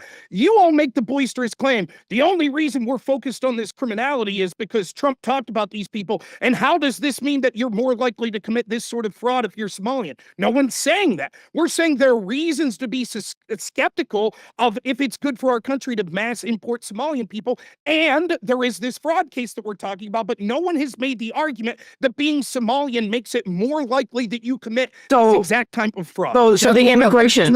Hold on. Let me finish my statement here because the mass importation, Ryan brought this up. I was ready. I go at Ryan here. He's my foil. 92,000 Somalians have been brought into the United States based on low estimates since the 90s. That's 35 years, 92,000 in whole. To say it's mass importation is a little bit crazy. For me, it's a little bit of a stretch, but we do this. We have a ton of wealth in the United States. And just like my boy Daniel Penny, I want to use my government to protect the weak on the world stage. Israel, Russia, and I want to protect the poor people and the poors and bring them in. These savages, these barbarians, these troglodytes from Somalia, they come into the United States after 2 to 3 generations. The IQ balances out, the productivity balances out. And with Hispanics in particular, when you bring them in, within 2 to 3 generations, they start identifying as white. So all the people that are worried about white replacement, there's your numbers coming back up. Like, we import these people within 3 generations, they are great members of society as long as it's done legally. Prove that about Did you Somalia. mean to say Oh, Ukraine? hold on, Did you so- mean to say Ukraine, or did you include Russia in the poor and the downtrodden? So can I meant to say Ukraine, I'm sorry. I just Much funnier the other way. just so You have a bunch of Russian refugees, just so I'm the poor downtrodden. You know, it's just rough over there. Okay. I thought he was joking when he said, but that just so I got this clear, you're admitting that like our conversation around the fraud case is actually irrelevant, like the immigration, TPS, and all that is like irrelevant to the actual fraud that was committed. No, I gave 2 hold on. reasons as to why it has something to do with it. One, which no one has touched on, is one of the reasons that people were saying that this was allowed to go on, just like we saw with the grooming scandal in places like the UK, is that people were afraid to be called racist by I said actually that. cracking down on the fraud. You would I not, said that do earlier. this, Okay, for okay. example, if you had an Appalachian white What was the person evidence of that one? engaged in this fraud. What was the evidence of that? Let's see. Yeah. We have according to expert Simon Hackinson, senior research on Heritage Foundation Border Security and Immigration Senator, says, when you come from a culture that provides you with nothing at center, everything is family, everything is clan. Let me see. Just to be clear, we're looking for evidence right now that the reason that I believe the reason like some of these things weren't initially looked into or charged for was because of people being afraid of being called racist. That was your claim, right? I Right. actually disagree with the idea that this was even allowed to go on because like we talked about that at the beginning. It really wasn't. I mean, Hold on. that's not. Hold on. I hate when people do. I hate when people do this. So I gotta ask. Wait, what's your evidence that that's not true? Like, Rob's obviously looking for it. Do you have evidence that Rob's claim isn't true? Yeah. And You can't just be like, oh, it's not true. the You don't have evidence. Minnesota. I've already we talked about this at the beginning. I've said all this already. Yeah, I'm not talking to you. Oh, Slow down. Slow down. okay. Yeah. Okay, I thought you were. I apologize. I'll mute myself. I'm asking Coder because Coder just told Rob that his statement is I'm very curious. Okay, do you have And you have any evidence? And I would, true? yeah. Well, I mean, I would, if that's true, I would like to know. I'd like to see the evidence because I mean, it would be very interesting. And yeah, I know. And to be clear, hang on, let me finish. And to be clear, good. Hang on. I would say that's a bad reason to not charge people. I would say like being scared of being called racist is a bad reason not to charge someone. So that's why I want to know. Yes. Yeah. So, do I have a chance to respond? report Go by ahead. Minnesota's nonpartisan Office of the Legislative Auditor about the lapses that enabled meal fraud later found that the threat of litigation and of negative press, racism, affected how state officials used their regulatory power. Wait, does it say racism in your source? It No, does he added say that. racism. It also says the group told the state agency that failing to promptly approve new applicants from minority-owned businesses, in quotes, would result in a lawsuit featuring accusations of racism that would be sprawled across the news. Well, it did result in a lawsuit. Did it not? Yeah, the lawsuit was part of like was a referred to. Racism lawsuit. But it resulted in a lawsuit. Like, It was a discrimination lawsuit. Yeah, it literally was like a racist. Wait, hold on. Yeah. What do you? Actually explicit. I guess my question is, if it's not racism, what do you mean by negative press? taking away funding from taking away from funding from people who are potentially. Wait. Racism the whole time. These clubs So, are look, again, the to the ones question. saying that they're not doing it. I've got an answer. Yes, Other look, people it's not racism. not wanting to What is call the accusation? One possibility They is said they don't want to be called racist. Let's Okay, answer. so- Let's so- answer. so- Let's answer. can you actually put that in the group chat, Grind, because I would like to read that. But anyways, Sure, you can my, put it in the chat. my guess would be, and this is only a guess because I'm not looking at the same source that this guy is, would be that taking away funding from NGOs that are supposedly feeding poor people is bad press. And we saw that when SNAP benefits disappeared during the government shutdown. Yeah, bad press and bad policy. I actually feel like To be clear, hang on, Ryan. To be clear, these programs, like the majority of these programs, are actually still going to feeding children. This was one very bad case, but that doesn't mean that these programs are inherently bad, right? Which is another thing that's being kind of weaved underneath all this. Who cares I if just- 90% of them are good? We're talking about the 10% that resulted in $1 billion being swindled of taxpayer money. Stop trying to say, Yeah, most of these are fine. No, we don't give a fuck about those. Those are fine. We're not trying to prosecute those motherfuckers. We're prosecuting the motherfuckers. No, you're not engaging for this. $1 billion. I mean, What's Yeah, wrong with you, I- Ryan? Why do you always have to like make shit up and pull shit out I of got, context? you just didn't respond to anything I said. It's okay. Go. Someone else can go. Everyone else heard you just interesting had. about this conversation is it feels like people, at least my friends on the left here, just don't remember what it was like in the country in like 2020, 2021, 2022.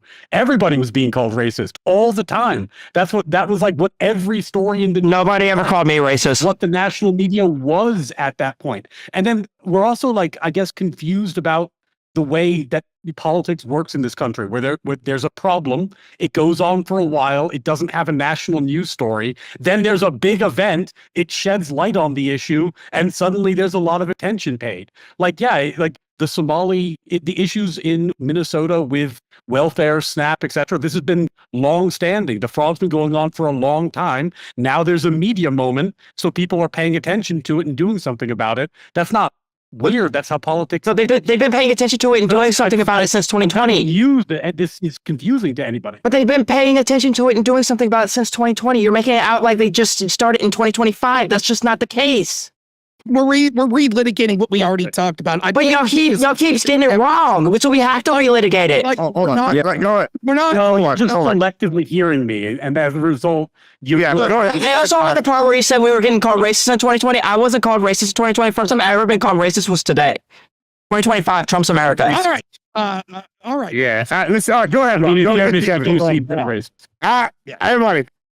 Ron, evidence. The Whatever it is. Go ahead. the attorney general that would have been in charge of these prosecutions in Minnesota at the time was Keith Ellison, right? Now, there's been evidence that's been introduced in court cases from an audio exchange he had with people involved in Feeding Our Family and other people in the Somalian business community. And this meeting occurred in December of 2021. Step one, we have this is in December of 2021. You all agreed because this attempt to freeze was first occurring in 2020 that at this point, that Ellison would have known that they were credibly accused of fraud and him and the Walz administration tried to stop the funding, correct? Yeah, so for the record, real quick, I think when you first mentioned this recording, you claimed it was Tim Walz. I may be wrong about that. I may have misheard it, but that's why I wanted to see it. But no, I knew Also accused. Walz Yeah, I was think they're both accused in the recording. No, there's two separate meetings and two separate recordings. The one I haven't heard the audio of, but the House is claiming, the oversight committees, that they have the tape, they're claiming it. This one, we could actually hear the recording because it's been entered into evidence in a trial. And so we know that in December of 2021, Keith Ellison, the top prosecutor in the land of Minnesota, after you said that these prosecutors in the Walz administration were aggressive. I didn't say prosecutors. I said DOE. But go ahead. Okay. Who would prosecute the case? No, I didn't say that they prosecuted the case. I said DOE froze their funding. Okay, but clearly that the top prosecutor would be aware of allegations of fraud that led to the freezing of Possibly. The prosecutor could. The prosecutor could totally be corrupt. I didn't look into him. I don't know anything about him. But and I would say if he is, fuck him. Get rid of him. Send him to jail. I am for that. I just want to. What's the quote you're saying he said? I'm glad you feel that way. So that's When it what we comes, need to do I as mean, well. wow, there's so much to say. I'm not going to be able to get through it. But we see the tension here. So when the MDE, the Department of Education, freezes the fund, you're like, yes, Walz would have been aware of that, but not Ellison. But no, I was using the standard that Ryan gave to us to say that. That was me using the standard that Ryan gave to us. But my real opinion, my actual opinion is that Walz is probably not involved in a lot of this shit. He probably appoints people to the DOE, All right, and the people take care of it. And if something comes up, then buck stops at Walz. This is Rob, if you just give me 1 second, this doesn't have to be said.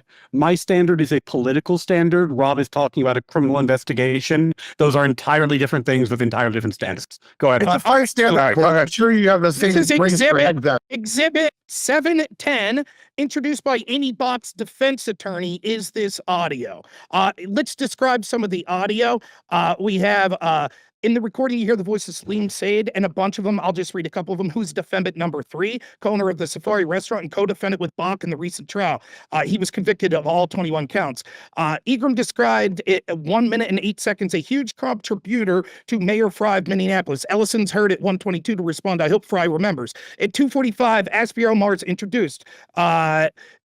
The first but hardly last accusation of racism is dropped at 4 minutes 20 seconds. Beginning at 6 minutes, Omar describes his organization's fundraising prowess on behalf of elected officials that are willing to protect communities of color. To repeat, Omar is not accused of wrongdoing. At 8 minutes, Ellison gives his initial thoughts. He describes his interventions within DHS Commissioner Jody Harpstead, stating at 8:15, Harpstead left her purse earlier in the year. The Minnesota Star Tribune offered this headline in January 2025.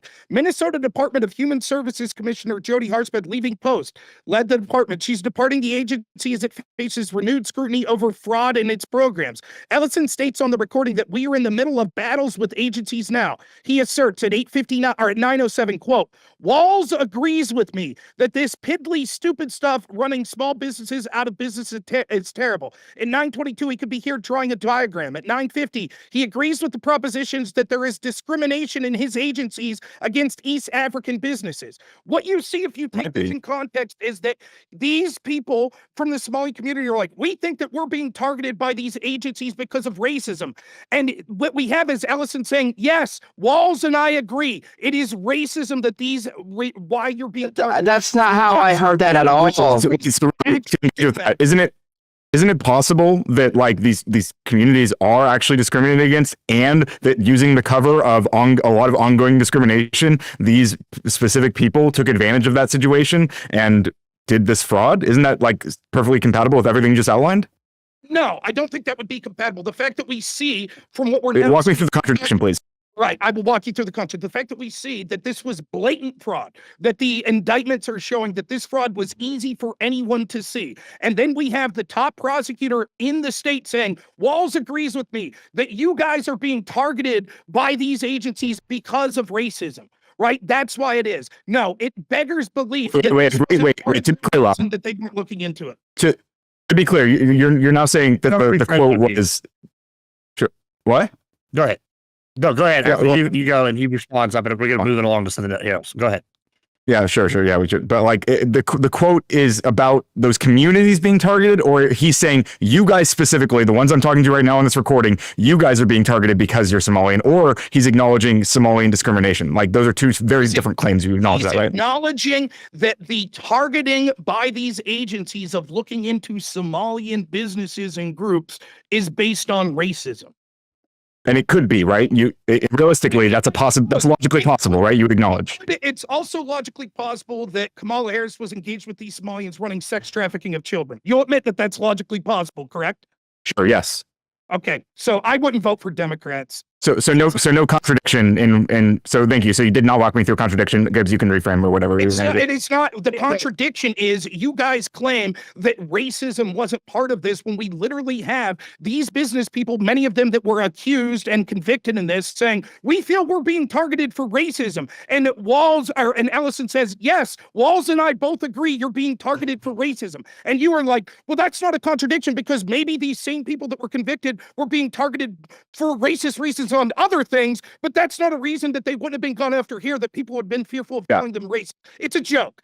Once more, just so I can sense I'm being, it's you pretending to not understand things. Yeah, since again I'm being misrepresented, I would like to clarify, since I'm being misrepresented again. What I actually said was that there's no evidence that I'm aware of that these people did not bring charges because they were scared of being called racist. That's what I asked for. Rob never provided that, and he also did not provide anything like that in this last speech about these tapes, but that's okay. I provided evidence that we saw that these people were saying, we think we're being targeted by racism, and we donate a lot of money to you, and then the people that were tasked with going after them said, we agree, you've been targeted because of racism. That's what I provided evidence. Those communities listen, I'm going to move along because I know y'all are getting into this next portion.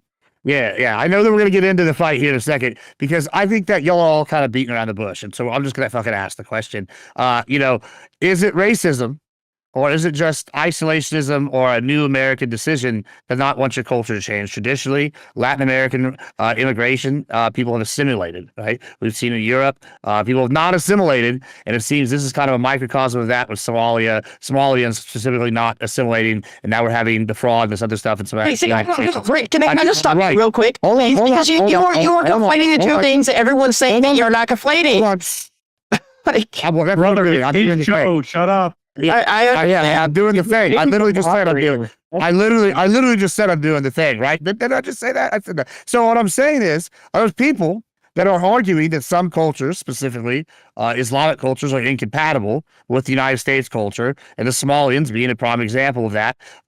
What should we do? Should we get out of the asylum treaty? Should we denationalize people? Should we? Is that seem to be, or is it racist to ask these questions? Because that seems to be the fight y'all are wanting to have, but y'all aren't really having. So let's just have that fight. What are our thoughts? I think that Somalian culture, there are probably aspects of it that are incompatible with American culture. Like if any of that oppressive against women bullshit that many Americans actually believe in, by the way, it's incompatible with Somalia is 99%. with incompatible with and Gorpers are 100% like that. So and Gorpers are 100% like that. So anyways. I think those aspects of their culture is incompatible with American culture. But I disagree with the idea that these people don't assimilate. I think they probably do assimilate, and I do not think this fraud case has anything to do. Example of where they've assimilated? Yes, the individuals. Yes, absolutely. Yes, please. Minnesota. Like Right now. yes, in Minnesota, there are. Right now, do y'all consider Minnesota assimilated? And let's take this. Oh, no, they're like official mostly. Do you like, think Tyler? I just want a quick yes or no on the panel. Do you think Minnesota is like a good example of assimilation? Yes or no, Tyler? No. No. Okay. No. What about you? Castle. Who's Oh, Castle. you're pointing the wrong Oh, me? direction. You're talking about Somalians. Oh yeah, my bad. It's not muted for me. I mean- okay. I would say for a majority. I Just mean, yes or there's no? probably some folks who aren't. All right, yeah. But this isn't a yes or no Right. type of answer. Like you can't give it. probably Like, you're talking about a huge example. If you first fight side? Yeah, I just- yeah, I know. Ryan, go ahead. You, Ryan, assimilated? Yeah. Yes or no? Other Ryan, Wait, you I- assimilated? Yeah, no. Not a good example. Which one's other Ryan? There's two. Okay, all right, whatever. Coder. He says yes, it is assimilation. Ryan Mullally says no, it's not a good example. Okay, what about you, Clark? Yes or no, Clark? Can I clarify? I don't think every single Somali in Minnesota is assimilated. But yes, as Council pointed out, a mostly white area, Juan Omar. He's asking Is for the definition. community an example of assimilation? I like. Rob, what do you think? No, I don't No, think yes it's or good no? example. All right, hey, Clark, I'm assuming you're going to say yes. So, all right, we feel like have to. Why is the assimilator not assimilated? You didn't. He wants to say something. Oh, well, Go on. I could have. Grid says yes. Grid says yes. No. Yeah. Yeah, Grid definitely believes it's If assimilated. you look, if by assimilation you mean made the current average IQ in the area drop 30 points, then I could agree with you, because I actually shocked Tyler the other talking night as because we usual. were talking about this, and I said, look, it's a simple fact: 99% of the of Somalis are Sunni Islam, and their culture is a culture of cousin fucking, and that scientifically drives down your mental health and your IQ. And what did you find when you looked that up, Tyler? 48%. 48% of Somalis are some either first or second generation born, or first or second cousin in a relationship with first or second cousins, or the result of a relationship. My God, it might as well be Mormon in the U.S. or just in Somalia. Yeah, in Somalia maybe, but I don't. Is that true of the immigrants here? Drag down the local Just general. population's IQ by 30 points. You cannot assimilate into our culture. Grid, that's the most Yeah, American so thing you could possibly do. I want to ask you about that specific claim, right? So you're telling me that they're dragging down the what is the average IQ of Somalian immigrants in the United States? That's a You know, Tyler question. I'm not a walking Rubik's Cube. it might be a Tyler question, but you're the one making claims based on that idea, right? You're the one making allegations about that specific Well, value. It's a think the- question. so you you don't know the answer, right? You just acknowledge you don't know the answer to What that. do you think? Just I think you were talking out of your ass, and you were saying that all these Yeah, people are dumb and right. like you because you're racist. what do you think the average Somali IQ is? I have no idea, but I wouldn't claim to, and I wouldn't claim to say that it's dragging down 85. the average See, So I'm not 30 with points. Tyler about this, but I bet Tyler's going to find it's between 80 and 85. Is there First something wrong with generation- with Coder's mic? I don't like. Yes. I can't, it's popping and crazy. I can't understand anything he's fucking What saying. he First generation- Has it been this whole time? First generation, there's almost no difference between natives of Somalia. Second generation, we see a steep incline in education and productivity. Wow, a simulation. That's crazy. I put that into the Discord. Yeah, let me answer Gibbs' question real quick because Gibbs, no, it's not racism. It's xenophobia, which I think is a perfectly fine thing to be, especially if you're somewhat of a natist or a nationalist. I'm a pretty big U.S. nationalist myself. Back when the Democratic Party didn't hate the United States in the 90s. So this is American culture. Lincoln didn't want the papist Catholics in here. We see from the historical document, Gangs of New York, that the Irish had a hard time coming in here. Eastern Europeans face a ton of discrimination coming here, not just from nativists, but from progressive eugenicists that wanted the Nordic model, which is West or Eastern European. So the Jews were denied fleeing the Holocaust. This has just been the way it's always been in the United States. And you see that in parties that take power. When your party takes power politically or culturally, you start doing things to solidify and keep your power in the long term that might not be the most democratic in the world. So like, this is just human nature to say, this is our slice of the pie and these new people are going to take a little bit of it. Well, it could be human nature, but it doesn't mean that it's a good thing. Necessarily a good thing. Right. It's not necessarily a good thing. Yeah, so should we leave the asylum treaty and not accept any more refugees? No, we should stay and accept refugees. Everybody. Oh, during the Holocaust, man, I don't like that. I think we should stay and maybe a little bit of tweaking to it to make it not so abusable. I agree. I would agree with like hold on refugees for 50 years or something. I would totally agree with like a good faith conversation about how we can tweak the refugee asylum system in order to make it not so abusable for people who just want to come over here for economic purposes. That is a reasonable thing. I have a feeling I'm going to disagree with it, but go ahead. So Bill Clinton signed a cruel and unusual punishment deal with somebody, or maybe it was a treaty. That's what we need to leave, because that's what Obama used as his legal mandate to open up asylum to the abuse that we saw in 2009 when he issued that memo. After that, that's what Joe Biden also used. What they did was they took reasonable fear, which is a new category they invented, and downgraded the requirement to prove reasonable fear. Trump has the juxtapose, which is justified fear. I'm pretty sure it is the justified fear asylum clause. And that would be one that actually requires the burden of proof. So the reasonable fear thing came from Clinton's cruel and unusual punishment treaty. That needs to go. And we can do a lot without leaving the asylum treaty in addition to that. Like, for example, we can create centers or require that people stay outside the borders while their asylum applications being processed in certain instances. Particularly, we can focus on issues where the asylum seeker has crossed multiple countries to get to the U.S. So, like, the idea being, if you have a fear of your home country, but you've crossed 6 or 7 countries to get to the United States, why are you seeking asylum here as opposed to in any of those other places? So there's a lot of ways that we can tweak it without leaving the asylum treaty. And the Trump administration is doing some of those things. What would y'all think of like having those kind of fixes can be, they're executive policy fixes.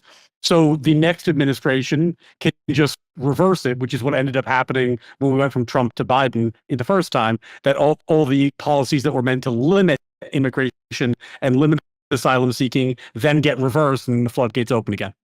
What would y'all think of like having an app that people could use to be able to file their asylum claim and stay in their country while they're waiting for, hey, this might be a real case, this is probably not a real case, while they're waiting for their background checks and stuff like that? And that would be really cool if we had one of those. In the back, Yeah, it would be. The average IQ in Somalia is 67. The average IQ in the United States is 97. That is the 30-point difference that I mentioned earlier. So, to look at it, read them weep. Great. If a lot of people from Somalia are bring stupid people into the if a lot of people from Somalia are coming in through refugee status or TPS, they probably are coming from countries where they're not able to get the education, and especially if you're coming from a country where you don't even let your especially if you're coming. Of course, it does. Especially stupid. Have you had your IQ tested? IQ has nothing to do with education. Hang on, Greg. Do you think Somalia has the same robust IQ testing that we have here? It was performed by an international agency.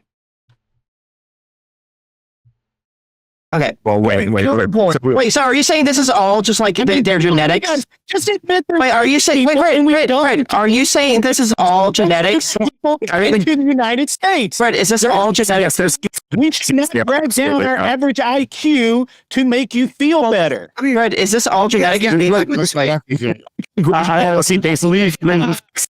shit you're saying. I will say Let's that go a to Rob. lot of it is genetic. In fact, we could see there is direct correlation to societies that allow inbreeding to the lowering of IQ. We see this all across the world. The more open societies are, particularly those that are Islamic, that say that it's okay to marry your cousin, and the countries we see where rates of cousin marriage are very high, we also see that there is an almost direct correlation to all sorts of negative consequences, including low IQ. So The data on this is so when the second Minnesota? when the second and third generation of these people Minnesota? okay, when the second and third generation of these people get higher IQs, where does that come from? well, Magic, apparently. It's smart stuff. Let me see that. So they're breeding with the white stock, right? Whatever. We have to fulfill that. Let me happens see. because we have the That's fine. Let me see the proof of the increase in IQ from third generation Somalians. I mean, Tyler was the one that said it. I don't actually have the proof. I'm just going off of I what have he a said. question for the lefties. I put it in the Discord. I tagged you in the chat with it.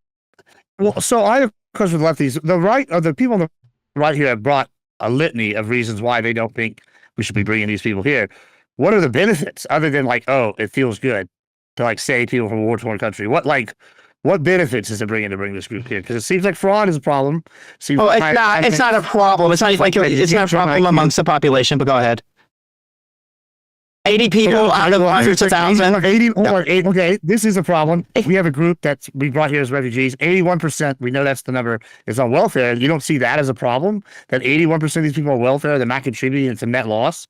Is like, what is the benefit of bringing these? Claims in there. I've heard this 80% number, which I'm a little bit skeptical. But even if that's true, like that doesn't mean they're a net loss, right? Like that's a stronger claim. That's like you're making multiple claims. In the Discord, I'm so sorry. Yeah.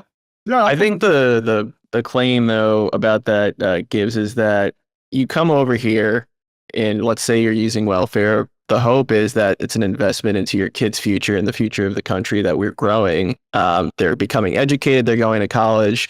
They become productive, even more productive members of society than a lot of people who were born here in America. And so I think that's the claim. It's like there's a lot of immigrants who do really great things here. And I think that's the hope is that it's an investment, even if it's, you claim it's a net loss. And I'm sure some people aren't making money here. There's also the population. That's, I love that energy. There's also the population deficit. Go ahead.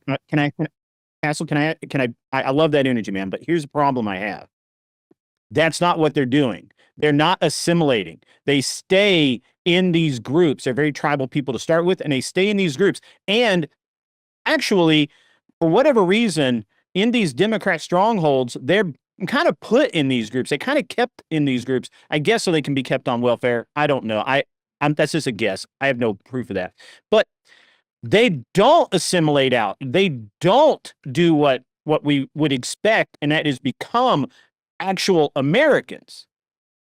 They don't. Well, I don't know if They you're saying become that what they from a become. first immigrant. They depend like a on first? our society. So I don't know what Now the we stats do are have between two first and generations, second we generation don't get improving. Well, But so I part- don't know. I think a lot of second generation Americans do think that being outcast is probably not favorable to them, and so they would want to assimilate. Like there's a lot of young kids, whether they're Hispanic, Somali, whatever. Like they go to school and they're not going to go back home and in Minnesota doing that. Boho. So assimilating. I mean, come on. A lot of young kids right now who are Somali and who are second generation they listen to rap music. They go to basketball. Like they're incorporated into American sports, American. They're asking. You're asking for something that hasn't actually been studied in a way that we can look up. But you also don't have proof that this isn't happening either. we're making this so much more complicated than it needs to be. Like I think in basically every segment of the population that you look at, you see the same phenomenon, which is that when first generation immigrants come in, often they're buoyed by like immigrant pluck, meaning their self-selection. The people who worked very hard to immigrate over here are very motivated to succeed. And you also see communities that are stuck on welfare, stuck on benefits, where people get trapped. I was a teacher in East New York and Brooklyn. This is exactly what it was like. I had a lot of families who were Nigerian immigrants. Their kids did fantastic. They were super hardworking. Their parents were super invested in their education. They, by and large, did great. The hardest people in those communities to work with family-wise were the families that had been in this community for like 5, 6, 7 generations on welfare, on the government systems. The problem that we have with this particular immigration segment is that because of the TPS program, we've been importing people en masse, as Tyler said it, for compassionate reasons. Because it was that, they do not have immigrant pluck. They are coming here and they are taking advantage of government programs, and they are not advancing themselves in the same way that an immigrant community that immigrates through without the benefit of so much government assistance would. So, I mean, this is a very common phenomenon. We see this in many segments of the U.S. population. The problem is when you combine mass immigration policies with robust social welfare systems, they don't mix. It's oil and water. You have to pick one. Again, studies show, How do they not make? studies show, looking from 2014 to 2023, studies show that the native household in Minnesota, so someone who was born in this country of non-Somalian descent, 21% chance they're on any welfare. If you're a Somalian immigrant household, 81%. 81, so native 21% on some form of welfare, Somalian 81%. Now, one of the things that we heard said earlier was the you guys perceive welfare as a moral failing, and so you're adding that as if it's a bad thing. Like, if people need welfare, they should be on welfare. Correct. And one of the things that we heard earlier was, well, there are Americans on welfare. The argument that we're making is we should not mass import people from cultures that are massively different than ours, particularly if they're going to be a burden on the system. The moral duty of our government is to take care of the citizens of this government, not to increase the burden and be able to offer less assistance to them because we're bringing in mass amounts of people from around the world. They are using this welfare system and taking more out of the system than they're putting in. Yes, it is a failing, and we should not be doing that. It is immoral. What percent of those people? What percent of the Somali people that are on welfare are American citizens? These are immigrants that, why would citizenship matter? One. You mentioned citizenship. You said we need to take care of American citizens. Right. So Yeah, the which they won't be able to. Unless you're a citizen. that's not true. More interest. That's You get absolutely welfare not even true. if you're not a citizen. Secondly, right, the idea is that our government's supposed to take care of the people of this country. We're not supposed to intentionally import people and then say, oh, now we'll give them citizenship. Oh, now they're citizens, so now it's treated just the same and we have to give them welfare. No, instead what we should be doing is stop Wait, if they are, hang on, if they are an immigrant, Fine, you control yourself. Every time you speak, I'm gonna talk over you, just so you know. well, nobody else talk about. I can interrupt you too. Even if we've both been there for a few times, it can happen. Do that. Yeah, Let us- yeah. We Go ahead. have to, what we can see is that we don't have a moral duty to bring people in that would be a net drain. There's an argument to be made that we shouldn't bring in cultures anyways that are massively different, even if they help us out economically. But certainly we shouldn't bring in those cultures if they are a detriment to us economically, which is the case from Somalian immigrants. Go ahead. I don't even know if that last. I don't even know if it's true that there are an economic detriment. Like being on welfare doesn't mean that you're like being even majority on welfare doesn't mean that the entire community is an economic detriment. I don't see that follows, and that was a stronger claim than them just being on welfare. And I don't know that anybody's providing anything for that. Why don't you see that? Why don't you see that a group that is on Because welfare there's other ways to contribute. economic debt? Yeah. Because if people are contributing to the economy in other ways and also being on welfare, like I don't know what the net is there. It's going to vary.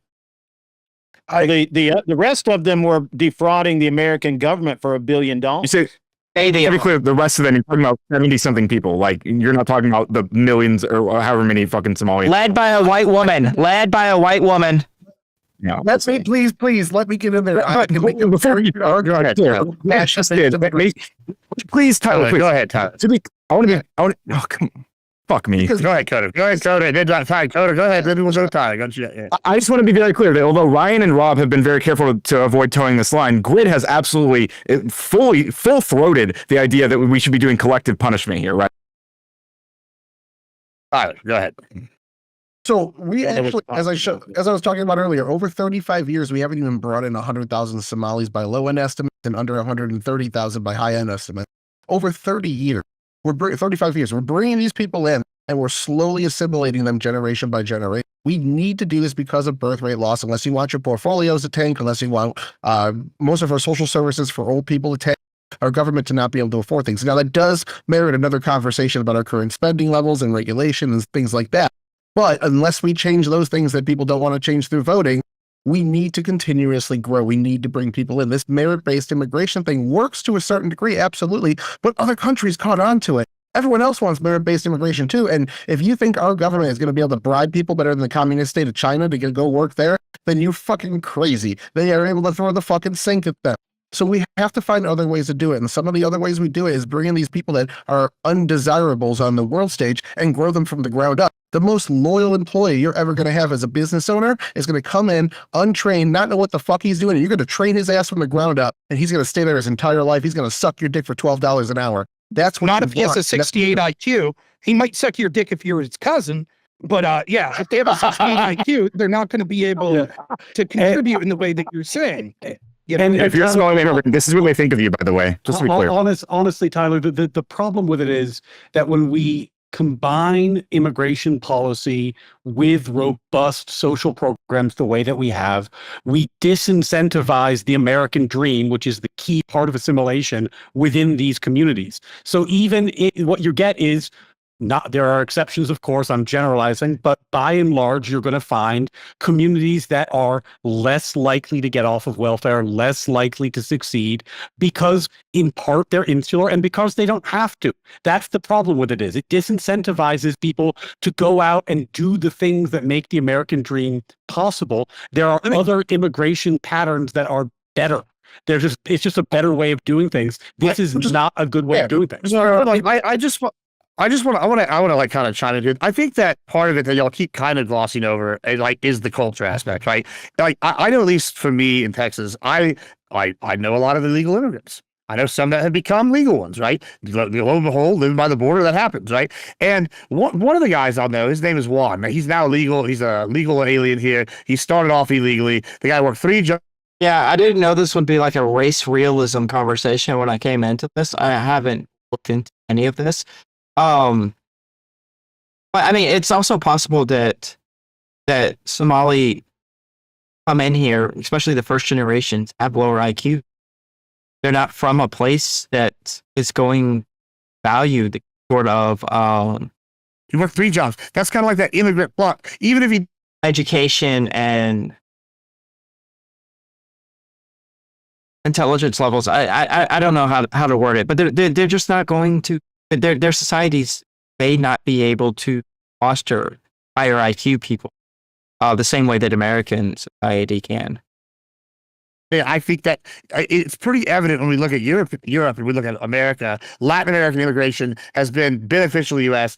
versus Islamic immigration has been very bad for Europe. And like we can see the crime rates, we can see the economic disparity that's happening, we can see countries falling apart. Like we're seeing this whole UK has already lost their identity. Like I think this is a concern that we need to at least think about in the US, like as well. Like you're conflating a little bit because what happened with Europe has a lot to do with refugees that don't get the same level of vetting as immigration, especially the high bar of immigration we set in the United States. I'm talking about the immigrants we bring in. And we're bringing in 1.25 million people a year. Trump got rid of the lottery, so we saw it decrease by about 4% under his first term. But we're still bringing that many people in. A lot of them are coming in with work visas. People from the southern border, especially. Go ahead. Let me just finish the last sentence. Especially the people coming in from Mexico, they're coming in, they're earning, and then they're leaving. They're not loyal to the country. They're just coming in to make some money, and then they get the fuck out once they've earned enough. We want people that are going to stay here generationally, and that's how you get them. I'm so glad you made that point. I agree with you about the difference between refugee immigrants and immigrants that come in from different categories. Are TPS programs refugee? Is that a refugee program? Yeah, they were. Yes, it is. I think it's like 90%. That's exactly the point I was making. This is the type of immigration program that I agree with you, Tyler, doesn't work very well. There's other programs. We need to get rid of it. Yeah, we Biden abused his moral authority. I am not going to defend his immigration policy at all. Yeah, well, Tyler, So, to I your guess, point you know, about go ahead, Ken. I'll go. I was just gonna say, from maybe something we can agree on, is that I don't think Trump mentioned it, but I don't think he did anything about it. But one of the things he said was that if you're a Chinese student, you go to American college, you should be living in America for like 5 years before you go back to China or something like that. Like, we need to have people pledging loyalty to the U.S. if they're going to take, advantage of our colleges and universities. So I definitely agree with that. They shouldn't be sending money back over or going straight back to China and with their engineering degree building, the next, nuclear reactor there that they learned from here. So I'm totally for that. Hey, but hold on. Let me just like play the devil's advocate here real quick for you, Kat. So like, let's use my friend again. He sent money back to Guatemala, right? He was sending money back so that he could get those people here the legal way, right? Wouldn't we be okay with doing that? Like, that seems like something that would be kind of be a flaw in your plan. How do you know that they're not sending it so they get more Chinese engineers over here? Like that's the catch-all. Yeah, and then I guess I have one more question for you, lefties.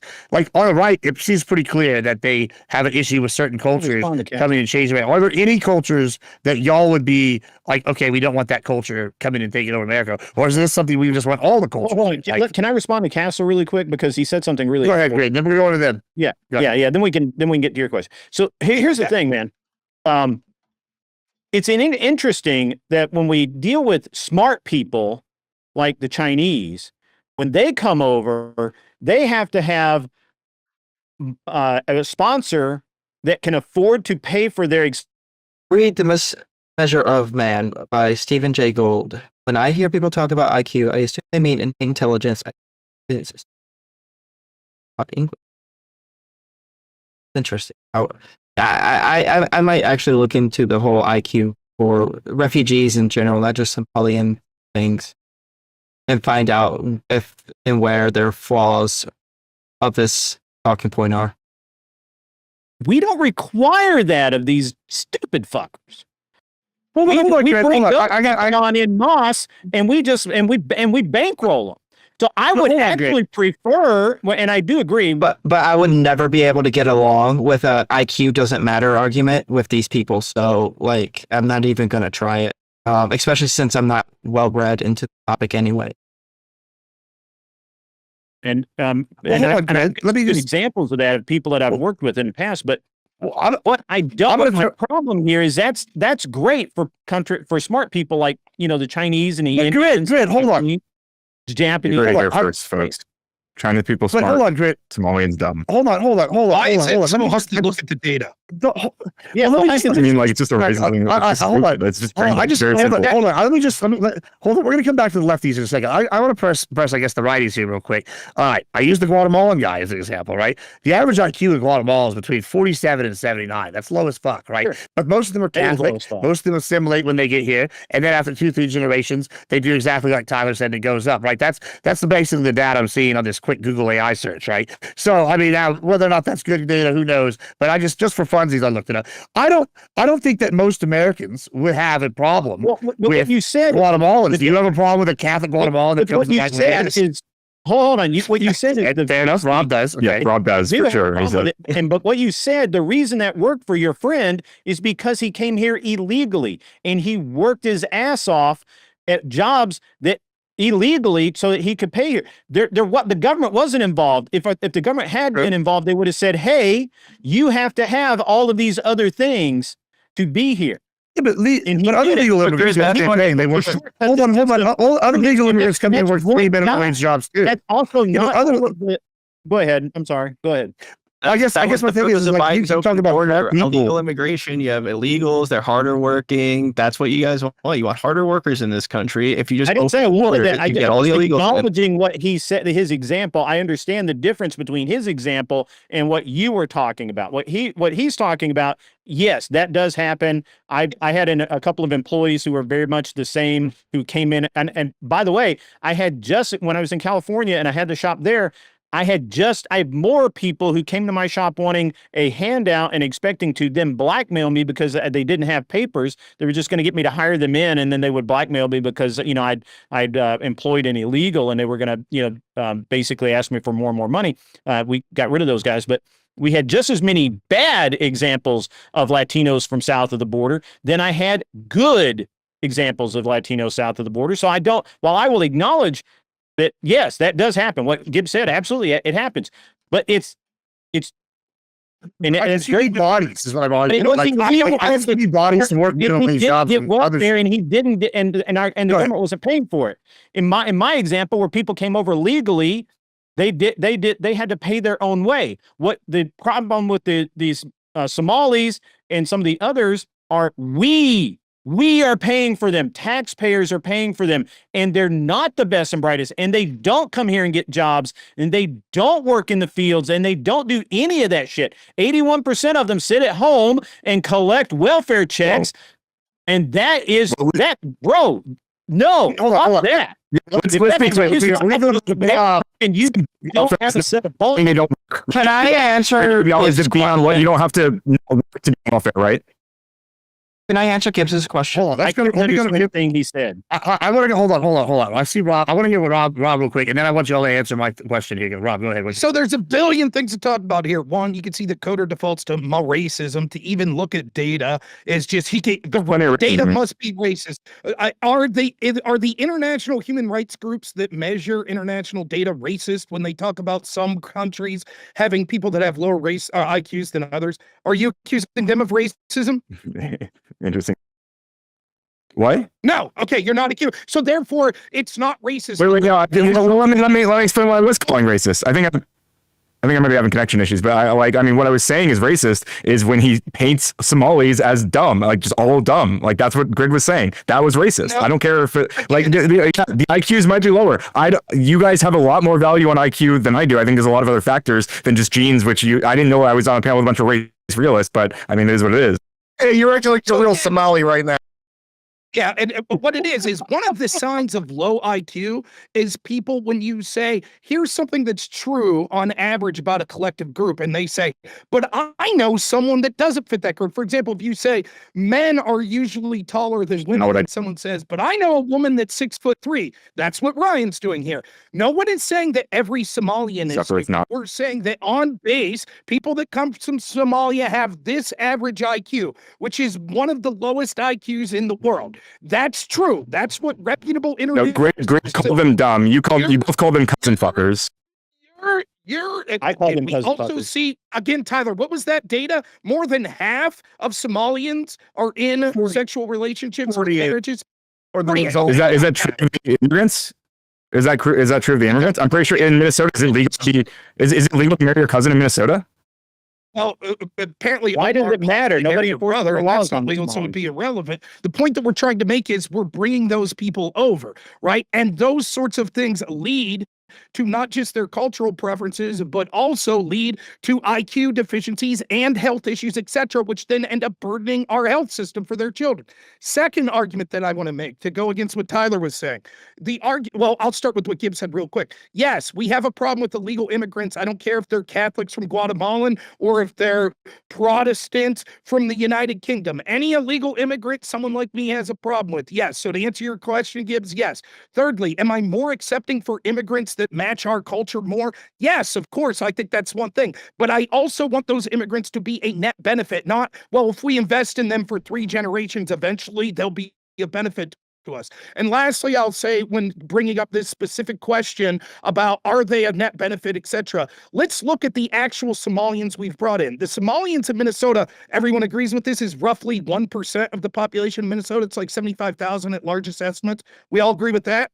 According to the Center for Immigration Studies, of all of the children living in poverty in Minnesota, 1 in 8, that's 12.5%, are from Somalian households. They're 1% of the population and 12.5% of children living in poverty. This is not a population that is in net benefiting our country. That's why 80% of them are on these welfare systems, because they're in poverty so much beyond what the average Minnesotan is.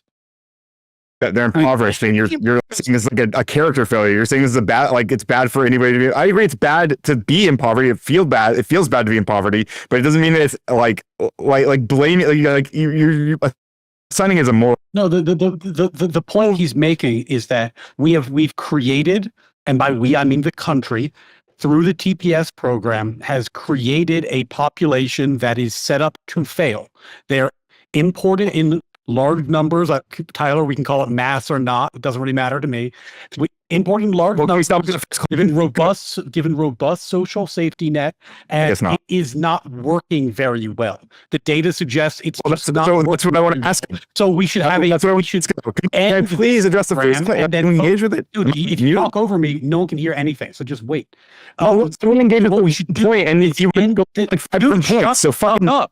What is why? no, fucking Why you would up. you You're do gonna that? engage with the first thing you said, and you want to move Literally on. no one can hear anything now. You're just talking with your popping mic that no one can fucking understand. It's Fix your. you got some kind of and editing. I can hear me wait a fine. second. So, Jesus Christ. Yeah. Like literally the entire point is that we should just come up with systems that work better than the one that is obviously failing.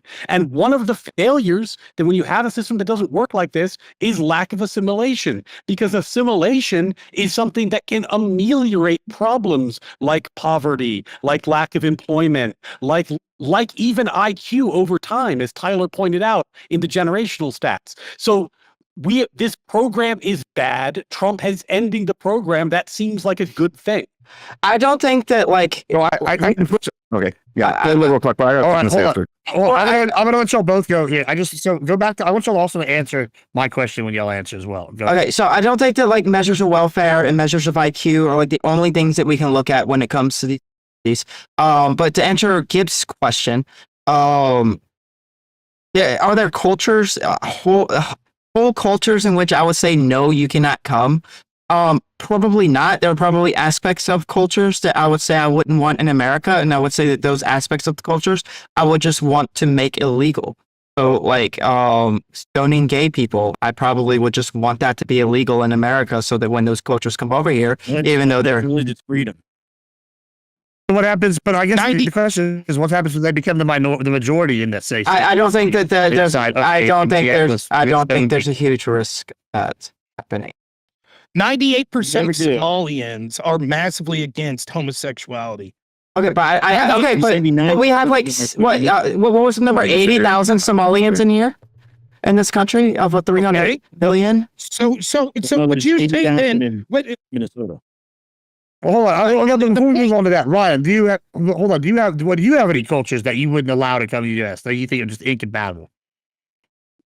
Me, Republicans. No, but seriously, like I think like Liberal Cluck said, right? Like I mean, there are things that I would want to not be allowed, but like I mean, they're all like hyper conservative people who want really shitty things, and they're here in America, and some of them are immigrants too, and like I think they're both of those policy positions would be bad, but I'm not gonna like say we should have a blanket ban from exlocation or whatever because like a bunch of people believe things I don't like. I mean.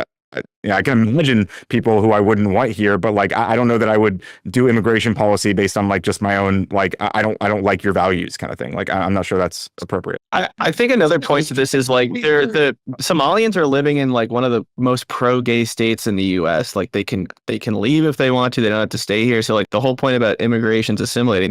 They're forced to assimilate to a culture that is so much gayer than anything they've ever seen in their lives. They would probably kill themselves if they were in Somalia, but they don't do that here because they have to live with it and they have to accept it and assimilate to it. So I think you do see a lot more people assimilating to U.S. culture. There are obviously going to be a lot of people that we see on the online or through these articles that don't, and then they get written about and talked about in the news. So I just think a lot of it gets blown up. I'm not saying it doesn't happen. I'm not saying there are people who hate this country who live here, immigrants, but I really do think it's a way to separate and divide us as a country instead of trying to galvanize us and bring us together, which I think is the better option here. But again, I go ahead, Chris. I'm sorry, Ryan. Just give me 1 second here. So I'm going to take a little bit of an issue with that because I don't agree with that. As a matter of fact, it seems to be that they're not only are they not assimilating, they're more and more. We're finding more and more crimes committed by this group of people who's in most areas are a very small subculture, right? It's kind of like if the Amish went on a crime spree, it would be very noticeable because there aren't that many of them, right? So interestingly, this very week, actually last week now, but within the last week, here in Nashville, where I live outside of Nashville, but a woman was raped to death on the steps of a church by a Somali man who had 16 fake IDs. We actually don't know his real name. He had 16 fake IDs or real IDs, depending on how you look at it. They still don't know who he is. I believe they're going to use DNA evidence to figure it out. And this is the culture I don't want. And you can't tell me that they're not all like that, because they're all Sunni Islam. They all have the same religion. Wait. They all come from the same place. Great. What about that? Doing Wait. What about that Christian white man? What about that Christian white man that raped to death, that raped a woman to death in Virginia the other day?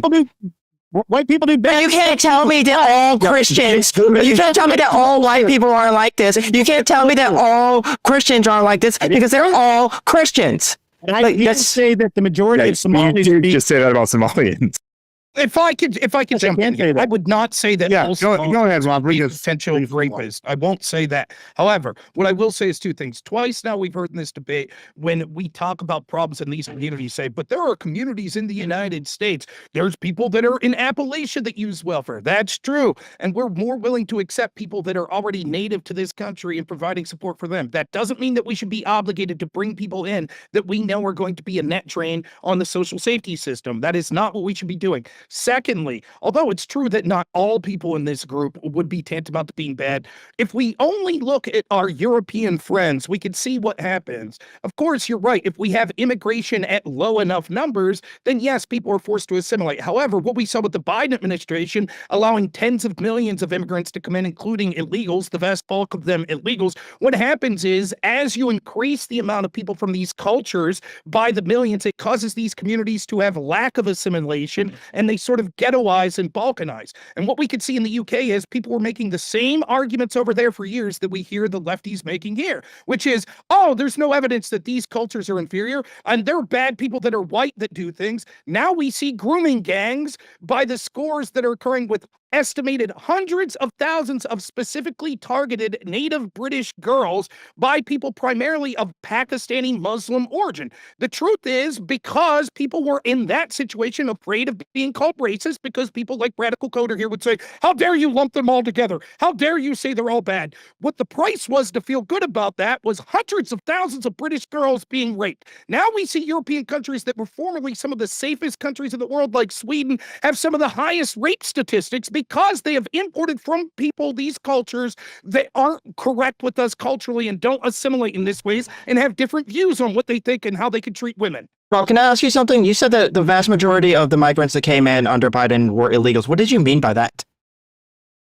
I mean that they were people that didn't come through a green card system, or that didn't come here through legalized immigration, student visas, etc., work visas. So they're like gotaways. They're people who came in and tried to avoid border patrol and tried to live under the radar.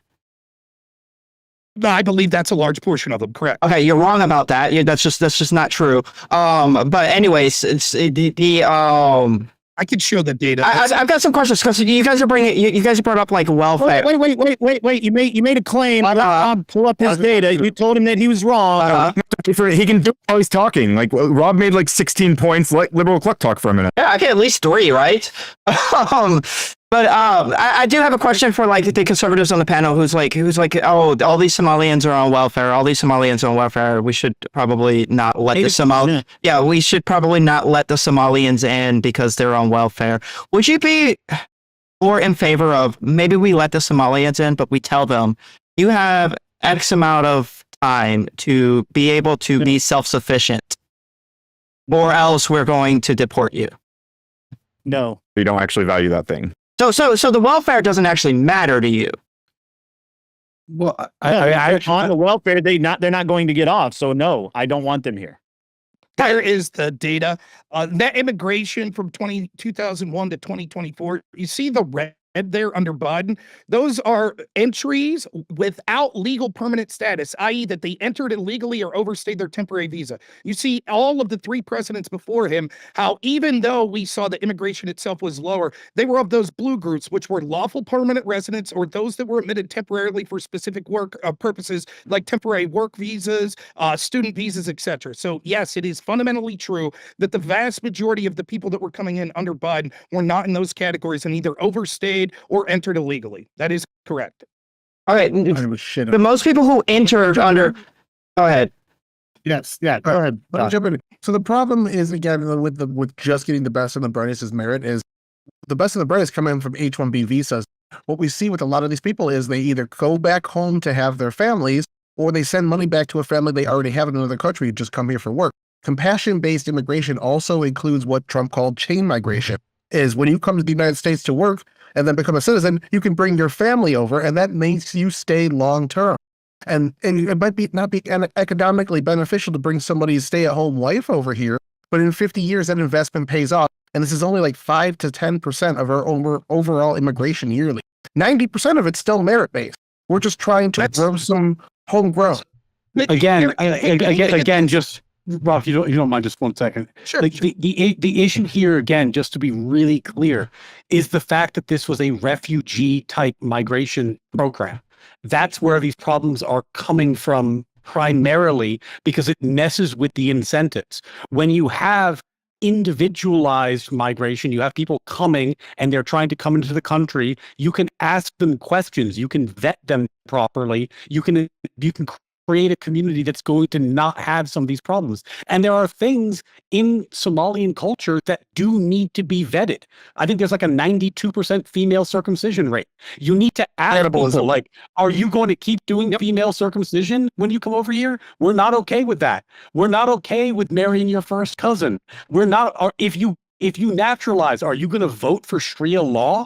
Like, these are questions that are worth asking, because, and they're the kind of things you can do in actual immigration programs that work better. But because this was a TPS refugee program, these things are not on the table, and that's a worse system.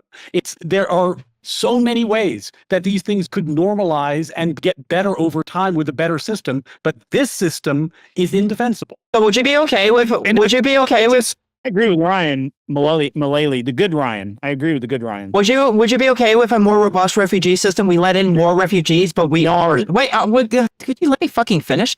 But you are screening for these things. Doesn't matter. You are. I know. You just don't want people here. It's Ryan.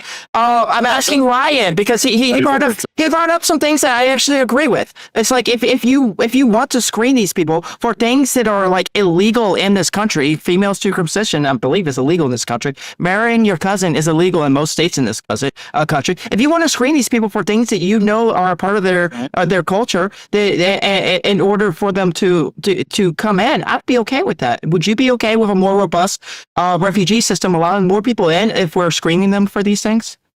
Brian? It's incompatible with a refugee system. The point of a refugee system is that you're bringing people in en masse because of problems within their country, not because they individually are a good fit for this country. Okay, but the world you suggesting is the world you want is that Trump is correct to shut down the TPS program from Somalia, and then down the road, if we want to open up immigration to Somalia on an individualized, vetted basis, I would have no problem with that.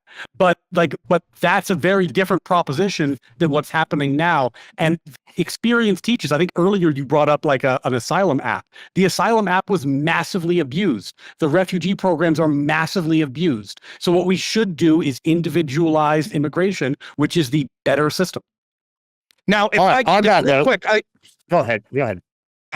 so there's 2 points to make here. I wanted to respond to Tyler with the H-1B thing, but to respond to this first, the other problem is this: we cannot trust our politicians, particularly Democratic politicians. The same Democratic politicians that told us the border was secure in 2021, it was secure in 2022, it was secure in 2023, and then there was a problem in 2024, and it was Trump's fault.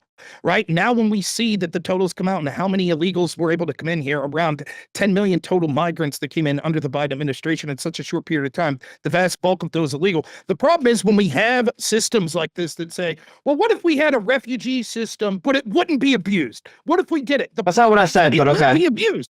Because, no, let me steelman your argument. What if we had a refugee system that had robust vetting and we made sure there was robust vetting? Is that what you said? Yes, that's a better Stronger heading, characterization. yes. Stronger The heading. I assume the implication is you would also say you didn't want that system abused, correct? Well, if we're talking about abuse, yes, I would support putting more people on the vetting process so that it's a lot harder to abuse. Yes. Right point. So when you interrupted me and said Yeah, that but you something- can't do that, that is Clark. in effect what you had said. That is in effect what you said. You said let's have a robust refugee system that wouldn't be abused. That's fine. I believe that's something you would want. The problem is the people that want mass amounts of migration would allow that system to be abused again, just like they have in the past every time that we've used that system, which is why we need to say no more of these refugee systems. Because one, it's a bad idea anyways. And second, because we can't trust our politicians to not sit there and pretend, oh, we didn't know it was mass people were coming in and we couldn't vet people and it was being abused. We just didn't know. We'll tell you 4 years later, now that it's done. That question is so Sorry. I disagree with your characterization of the motives of the Democrats for the policies that they but let's just say I'll give you that just for the sake of argument. Hold on. No, I want to ask why is it that the Republicans are the complete extreme opposite end? They're trying to get rid of people that are here, that are working, that they are doing what they're supposed to be doing, not committing crimes. They are trying to get rid of, instead of trying to make the refugee system robust and less abusable, they're just getting rid of it. Why is that the only other option? Why can't we? Why do we need to accept refugees? Wait, Greg, please, if I can. Okay, First off, sorry. That's not the only thing that Republicans are saying. What the Republicans here are saying are different depending on who you're looking at. Grid's saying things that are slightly different than me. Wait, well, don't characterize us with the Democratic politicians then. Don't characterize us because we're saying this. We are saying we want a robust refugee system that are vetting these I things. literally said, maybe you're having trouble listening. I literally said, I assume you don't want a refugee system that would be fraud. But we can't trust the And we can't trust Republicans to do it either. Why are you and Ryan incapable of not interrupting people? Why are you incapable of it? Because you like to go on with all kinds of different things that we cannot possibly respond to. Hold on. Let me finish. I'll let you go. And I'm gonna A minute ago. As I literally said, I'm not saying that you want this abuse. Okay. However, we can see that this abuse occurred under the Democratic politicians, and your response is, how dare you lump us in with the Democratic politician, where I went out of my way to say, I'm not saying that that's what you're advocating for. Now, what I will take umbrage with, and I want to ask you, you said, well, you disagree with the motivations of the Democrats and how they allowed these illegals to come in. What do you think explains the fact that these illegals came in record levels under Joe Biden if this isn't what he wanted? Rank incompetence? No, well, most of the people who came in. Hold on. Yeah, Hold on. right. Another question. All right, but let Malawi, go ahead and say a question. Then I'm gonna let both of y'all respond, and then we're gonna come. I'm gonna take over from there. We're gonna get the closings. Go ahead, Rob. I was just going to add to what Rob said, and bring it back to the original topic a little bit. It's kind of like, yeah, there's a whole bunch of fraud in Minnesota, and then take our word for it, it's going to be okay. Except there was $1 billion of fraud, and then Biden says, this week there was a story that he got a memo that said his soft on immigration policies were going to cause chaos, and he ignored the advice.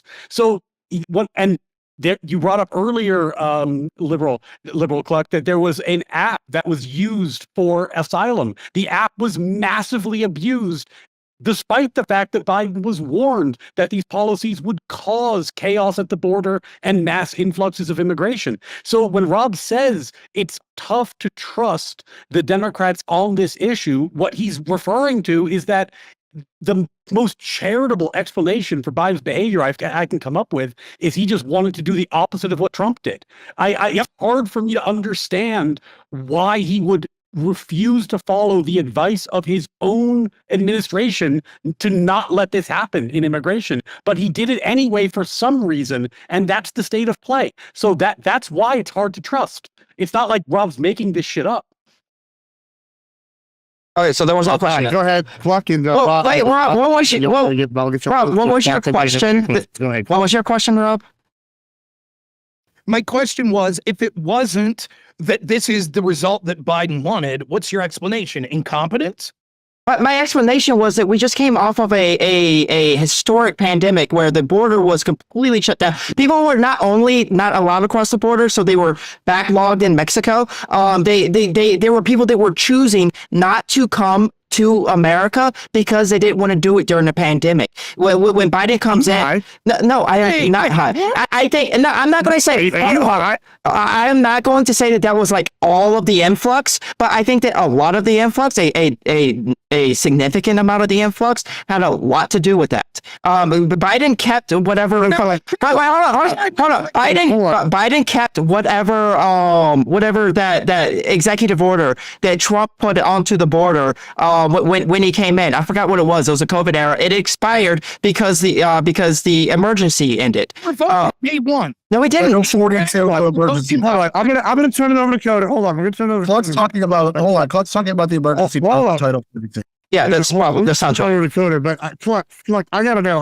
Are you high? Because you know the only reason why I started streaming, right, is because my ranch was literally being destroyed by fucking coyotes, and I'm not talking about the animal. I'm talking about fucking illegal aliens using it to escape border infraction. Oh, you know when that was happening? That was happening during COVID. I literally only got into streaming because this was happening in mass during COVID. So I don't want to say you don't know what the fuck you're talking about, but you don't know what the fuck you're talking about. So somebody, I forgot who. I forgot who was. We're gonna go to the other Coda. Yes, go ahead, Coda. Yeah, you get more. We're gonna find it. To what he's saying, I mean, he's saying his like, I believe just 'cause there were like illegal immigrants that he was dealing with, like that contradicts your data or something. Huh? I'm saying, yeah, it contradicts the data. When we see a mass problem, the worst that we've ever seen with illegal immigrants coming, and Joe Biden bragged about, I'm rescinding Trump's executive order as day one. And then the predictable result is we saw the border crisis get out of control. And I say, it seems like this is exactly what Biden wanted, because for 3 years he saw this and did nothing. And in fact, him and almost the entire Democratic Party said, it's not a problem. We don't think that there's a problem here. We don't think there's a problem. And then in year 4, once they realized it was bad for them during an election, all of a sudden they were like, oh, okay, there's a problem, but it's Trump's fault. My question is, seeing as how bad the bill that would have helped, but anyone with a pair of eyes could see how bad the problem was. Did Biden allow this to occur because he was horribly incompetent, or was it because that this is what he wanted to occur? There could be no third explanation. Go ahead. Well, I guess Go ahead. Yeah, I mean, I'm not going to sit here and say that I have some clean outline of exactly what caused all these, like a surge in immigration or whatever. I mean, I'm not really interested in that. I want to respond to a few other things that have been said tonight. Like, number one, it's become like kind of a truism that these people are a net drain on our society, which is what I believe Grid, Ryan, and Rob have all asserted multiple times. But I don't think they have any evidence of that.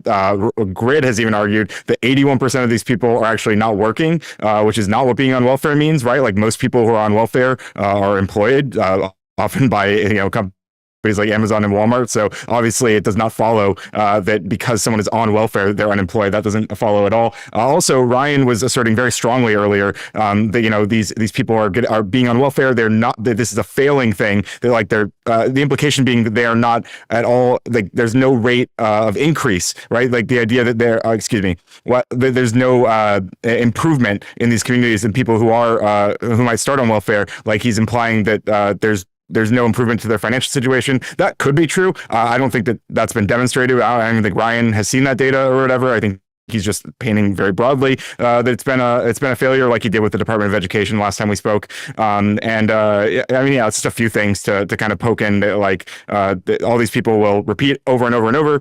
They'll say that. One other thing was no, I mean, I think that's fine. But it's all these things you guys keep repeating over and over, and then you move on to a bunch of other topics. Realistically, we came here to talk about specific cases of fraud, which everybody here agreed, I guess, was happening. But you guys want to start talking about Somalian immigration more broadly because of these 77 people or whatever, which is interesting, but not collecting punishment. If I can't call the reason that we went, some of you are at least. Yeah. The reason that we went to this is because the guy who's running the show, Gibbs, asked us to change to talk about this stuff specifically. That's number one. Second, to talk about Liberal Cluck. Do you see the chart that I have up there, Liberal Cluck? I do not see you. You mentioned a chart earlier, and I didn't see it in the group chat. I didn't see it on your. I didn't see it on the. Click the watch stream button. Click the watch stream button. Anyway, well, I'll look at. Okay, I got you. Time. Let's I'm going to make this point Can I ask another chart? so that Cluck could answer this. I just want to be clear. Your argument is if we look from 17 to 20, you see how those numbers under Trump were going down? You see they're sort of low in his first year, then even lower in his second, then even lower in his third, and then you see where they are in the fourth. The fourth year would have included COVID. Your argument is that that number would have been way higher in that fourth year, and there's a huge backlog of people that wanted to get in that fourth year, but because they couldn't because of COVID. That's your argument. I think that. Were those people not? Well, hold on. in the That fourth year was the beginning. Ask me questions. Go ahead. Just to clarify, why weren't those massive amount of people trying to get in 19, the year before COVID? COVID. While you ponder that, we're gonna go to closings. Closings, Tyler, go ahead and kick us off with the closing. Pluck can answer that question when it's his turn here. Go ahead, Tyler, kick us off with the closing and all any other things. As always on these Gibbs panels, the best points tonight from all 6 of you started with, as Tyler was saying. So you're welcome.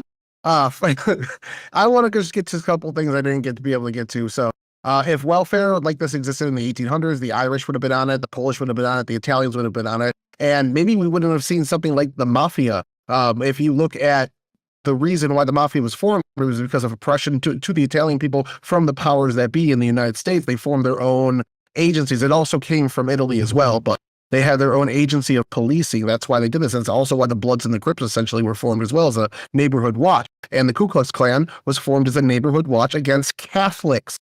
It transitioned into racism later. So what we see is somewhat that this welfare is actually stopping this systemic problem of criminals being majority of these people. Now, that doesn't excuse the 70-something that were arrested.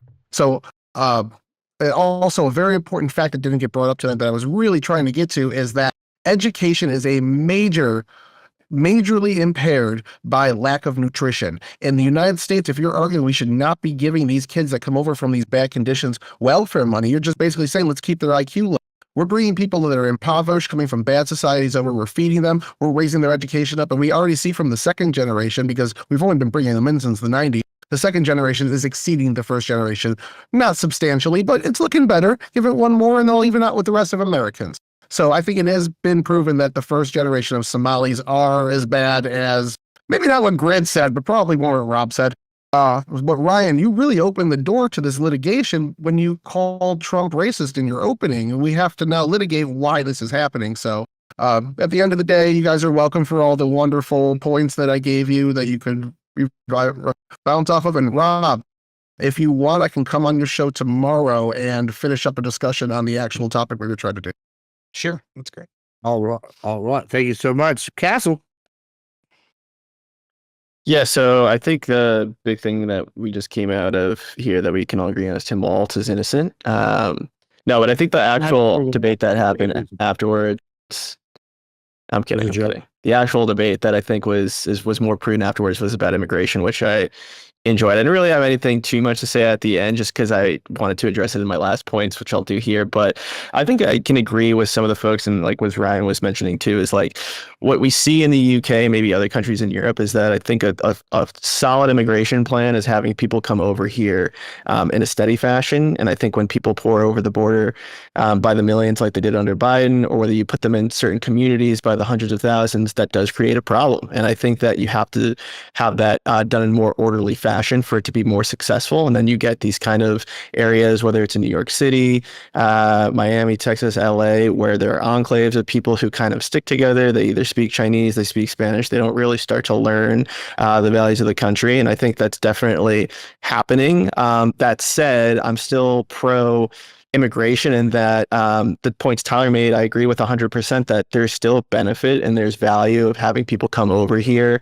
and learn the language, learn our customs and values, go to school, get a solid meal so that they can become productive members of society. And I think that's going to greatly benefit us over whatever fraud is happening, right? The fraud is happening. I think we can all agree that it's bad for the country, and the people who commit it should be sent to prison or deported if they're not here legally. So I'm totally for that. But I do think that the amount of money that they either pay in taxes or the jobs they're getting, the kids that they are having, are going to produce so much more value over time than the fraud that they're committing now, that I still see as a net benefit for the country. So yeah, overall, that's where I would end it.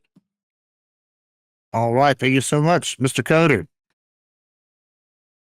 Yeah, I mean, like I said at the beginning, obviously, fraud was happening in Minnesota. I feel like Tyler just decided. You said that I called Trump racist in my opening. I don't think I did. I don't think I ever said that in my opening statement. I mentioned at one point later on, I talked about his statements about Ilhan Omar, which were pretty disgusting. And I called Grid racist because he was being extremely racist, and Rob was at least vice signaling about racism.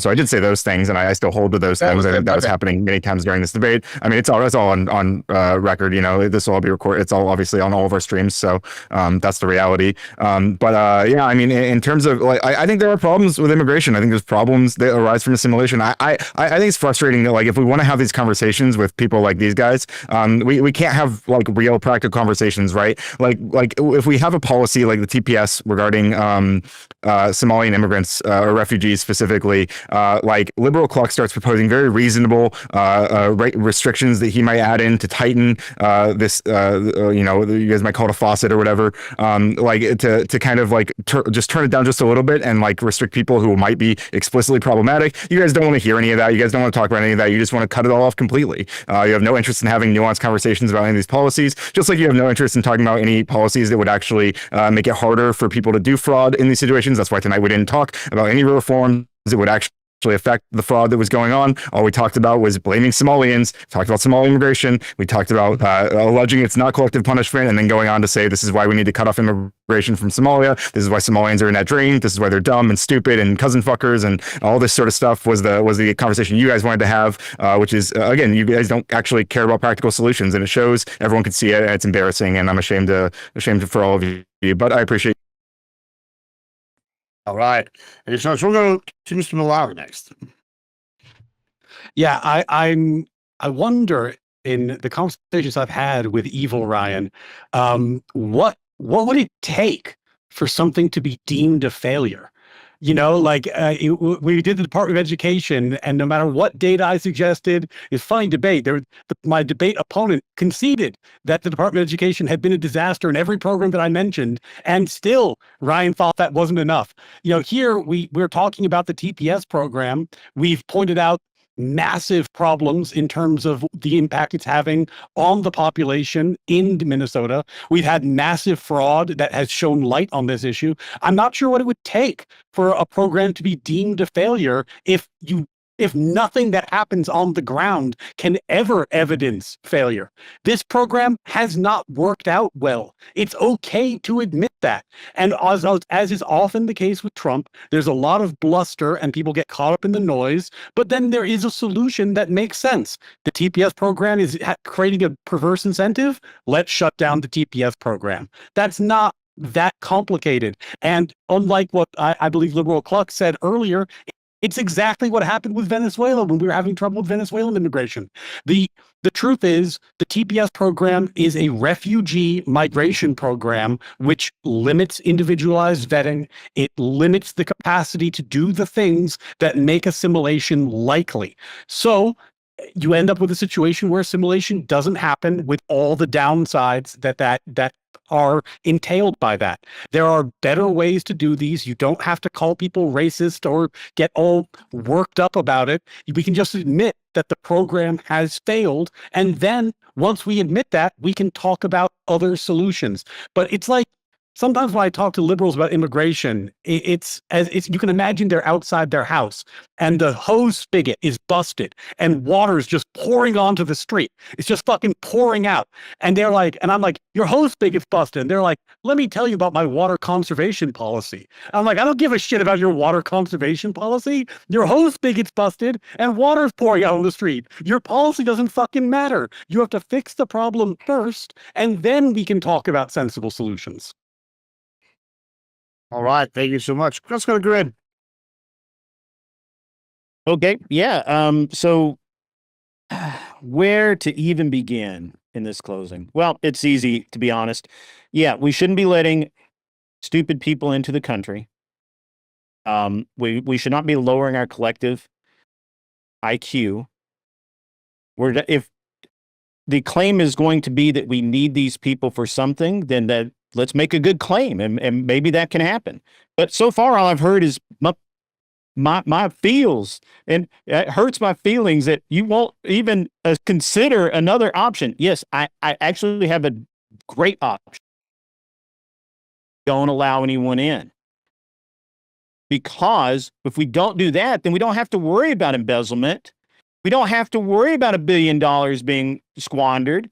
We don't have to worry about all of these things. It's so easy. The easiest thing in the world. But let's just say we want to let some people in. Great. As long as it doesn't cost American taxpayer dollars to do so, bring in whoever qualifies. And you can use a qualification. But not one tax dollar can bring in these people. Not one. My opinion, because American tax dollars get spent on Americans. As a matter of fact, I am such an isolationist, I don't think we should send another dollar to the Ukraine or Israel or anywhere else in the fucking world. Because those tax dollars belong here in America. And yeah, that's where we're at. So and Ryan didn't say shit tonight that made any damn sense whatsoever. Except the good Ryan. Good Ryan said a lot of really smart and intelligent things, and you should listen to him.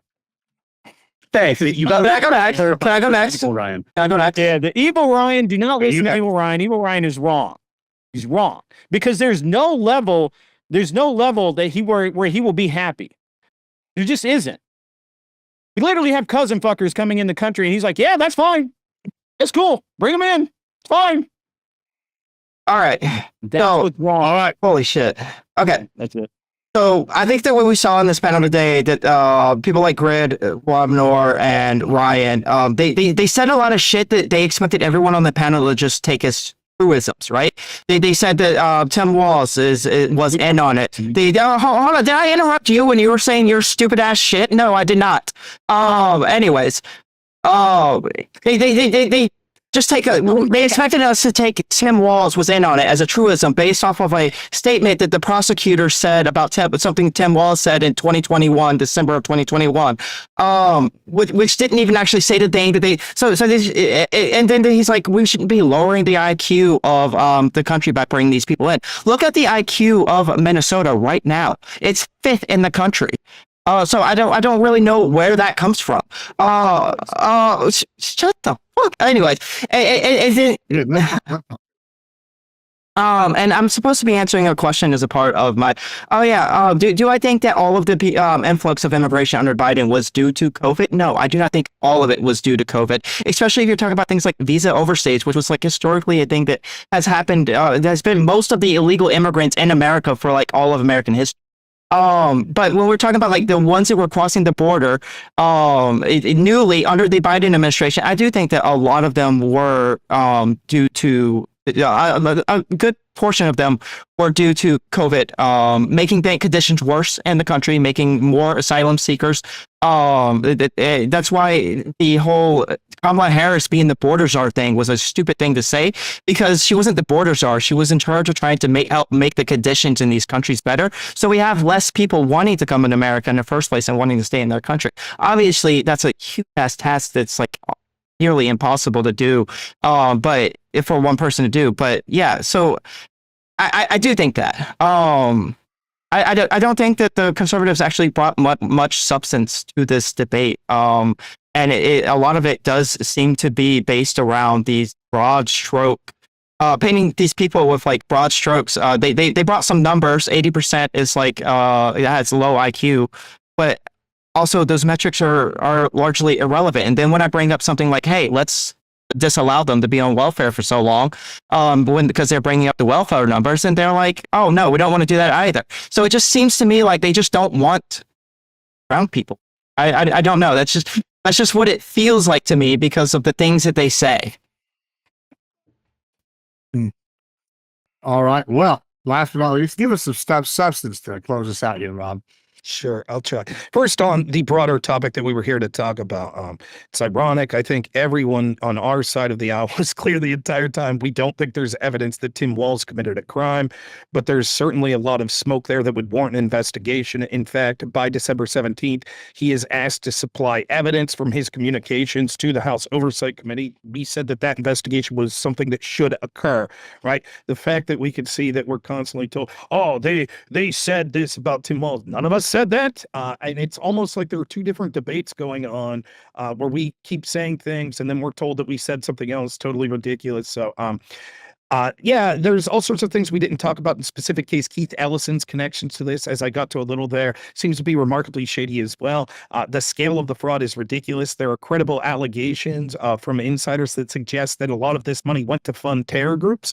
And I think although it was fine to take it to immigration, one of the ways that I would have liked to discuss this is how these programs being set up through these NGOs in the first place are rife with the ability to commit fraud in general. And it's probably a reason, and it's something I said in my opening statement, that we need to have systems. One, I think we should dramatically limit all of this spending of NGOs. And secondly, they need to be significantly audited because this sort of stuff, and we saw this with COVID funds galore, the PPP loans, there's estimates that some 15 to 20% of them were obtained fraudulently and ended up making their way out of the country. That's absurd. We're talking about billions upon billions of dollars of our taxpayer dollars that's going to fund possibly terrorism and other bad interest around the world. When it comes to the immigration policy, I mean, I don't know what to say other than we just get to this more racism that you see all the time that's ludicrous.